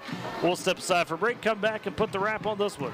You're listening to Boomer Football on Z92 and Boomer TV. You tackle an endless to-do list every day. It may seem like a thankless job, but you know better. It's the little things that matter most. That's why you'll appreciate the enduring value of the Michelin Defender tire. Designed for doers like you, Michelin's longest-lasting tire keeps you on the go longer, so you have one less thing to worry about on your next road trip. Stop in today for miles of uncompromised safety and performance. Visit your local Michelin dealer, High Plains Tire, at 2220 Main in Woodward. Are you looking for a bank that understands your needs and works as hard as you do? Welcome to Bank of Western Oklahoma, proudly serving our area since 1908, offering free checking with no monthly fees and convenient mobile banking. Whether you're in Cordell, Elk City, Weatherford, Woodward, or any of our 6 locations, we're always nearby. Bank of Western Oklahoma, where the Western Oklahoma spirit is alive and well. Member FDIC, an equal housing lender. Feel safe and secure with Arlo Wireless Outdoor Camera, available at Pioneer. Arlo offers top-notch protection with crystal clear video quality, rain or shine. Monitor your home from anywhere with remote smartphone access. whether you're at home or on the go. Arlo keeps you connected to what matters most. Trust Arlo and Pioneer to keep your home safe and secure. Visit GoPioneer.com to get your Arlo wireless cameras. Ooh! Me. Anyone else? Fine. Jake from State Farm. Again. All right. It's the personal price plan theorem. If you bundle your home and auto, that can equal an affordable price just for you. Bundling. Just another way to save with the personal price plan. Like a good neighbor. There's nothing like being from Western Oklahoma. It's family and community. It's spring storms and winter wheat. It's fall football and summer baseball. And there's one bank that really understands our area, Bank of Western Oklahoma. We've been locally owned from the beginning, and we still are. When you need a bank that understands your unique life, choose Bank of Western Oklahoma, the bank that works as... You could, be on 4 or 5 wins at this point in the season, too. And I know that's tough for those seniors, but there's a lot that you like from what you're seeing from the Woodward side. Yeah, and the thing about this game is, that 16-0 start is what really hurts you. Right. There's a lot of good things to take away from this game, but this one hurts because you're down 16-0, you come back 24-all, and then you stall out a little bit. The run game for the Bobcats starts to open up. You can't get much going on offense. This one hurts if you're the fans. It hurts if you're because it's homecoming. It was an exciting game. You just couldn't come out on top. But it was a great effort. The comeback was real fun to watch. And credit to the Bobcats. I mean, they played a good game. So. Yeah, it's the Bridge Creek team that came into the season trying to go. Had 4 wins last year. Their goal stated to the press was, we want to win 8. It's a tough district, so they're not going to get there, but they've got, eyes towards the playoffs for trying to get there. So definitely knew you were going to get a great effort from them, and that brings us to our Bank of Western Oklahoma player of the game. And guys, I think we sit on this one for a pretty good effort tonight. Guy that probably wasn't 100% from what we heard kind of pregame, and still went out there and really laid it out on the line. Cooper Littall, the running back, had a phenomenal, really kind of second quarter onward in this game tonight. Yeah, touchdowns. I felt like he was kind of my nomination. That I felt like a lot of what the offense was able to do tonight. Getting the ball downfield at different times. But it was all created from him opening it up because of his running. He didn't put up flashy numbers by any means, but he was doing just enough that they had to respect the running game. And that opened some things up for the Boomers. Yeah, and I'll say something about Littall. You've seen, I was talking about the mechanics of Douglas Fisher. You've kind of seen his Littall's vision kind of improve over the season, and that's what sprouted this game from him. He was able to bounce some outside and get those crucial first downs we needed on 3rd down. And so I definitely agree with the player of the game goes to Cooper Littall. Yeah, well over 100 total yards when you factor in his rushing, plus the couple of screen passes he had as well for those big gains, and a couple of touchdowns last night. Cooper Littall, our Bank of Western Oklahoma player of the game for the Boomers. Bank of Western Oklahoma goes beyond banking. No matter where you are, at the Bank of Western Oklahoma is always close. You can find a location near you at bankofwesternoklahoma.com and look at what's ahead for the weekend. I've been talking about it throughout the broadcast, but fall days going on at the Woodward County Event Center.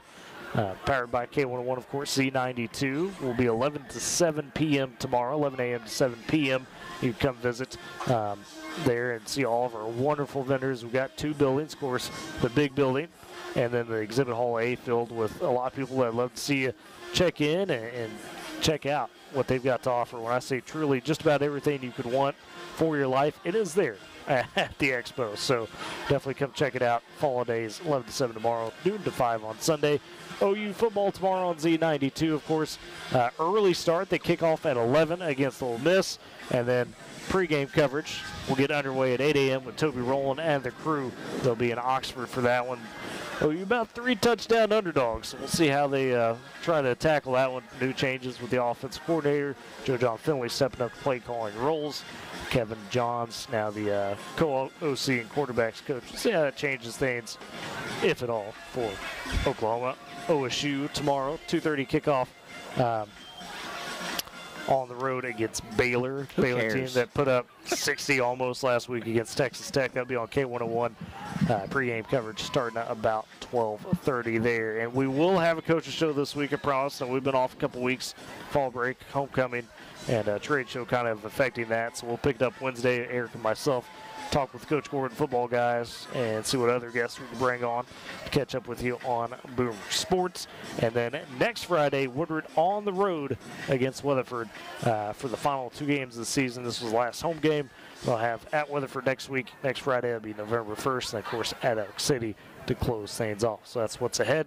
Final score, Bridge Creek did take the win tonight, 36-24. Of course, we thank all of our wonderful sponsors with us. Thank Boomer TV, their efforts, Chris Godwin and crew for bringing us the best of both worlds. Ely, Eric, great job tonight. Appreciate y'all very much. And everybody, have a great rest of your weekend, and catch you around.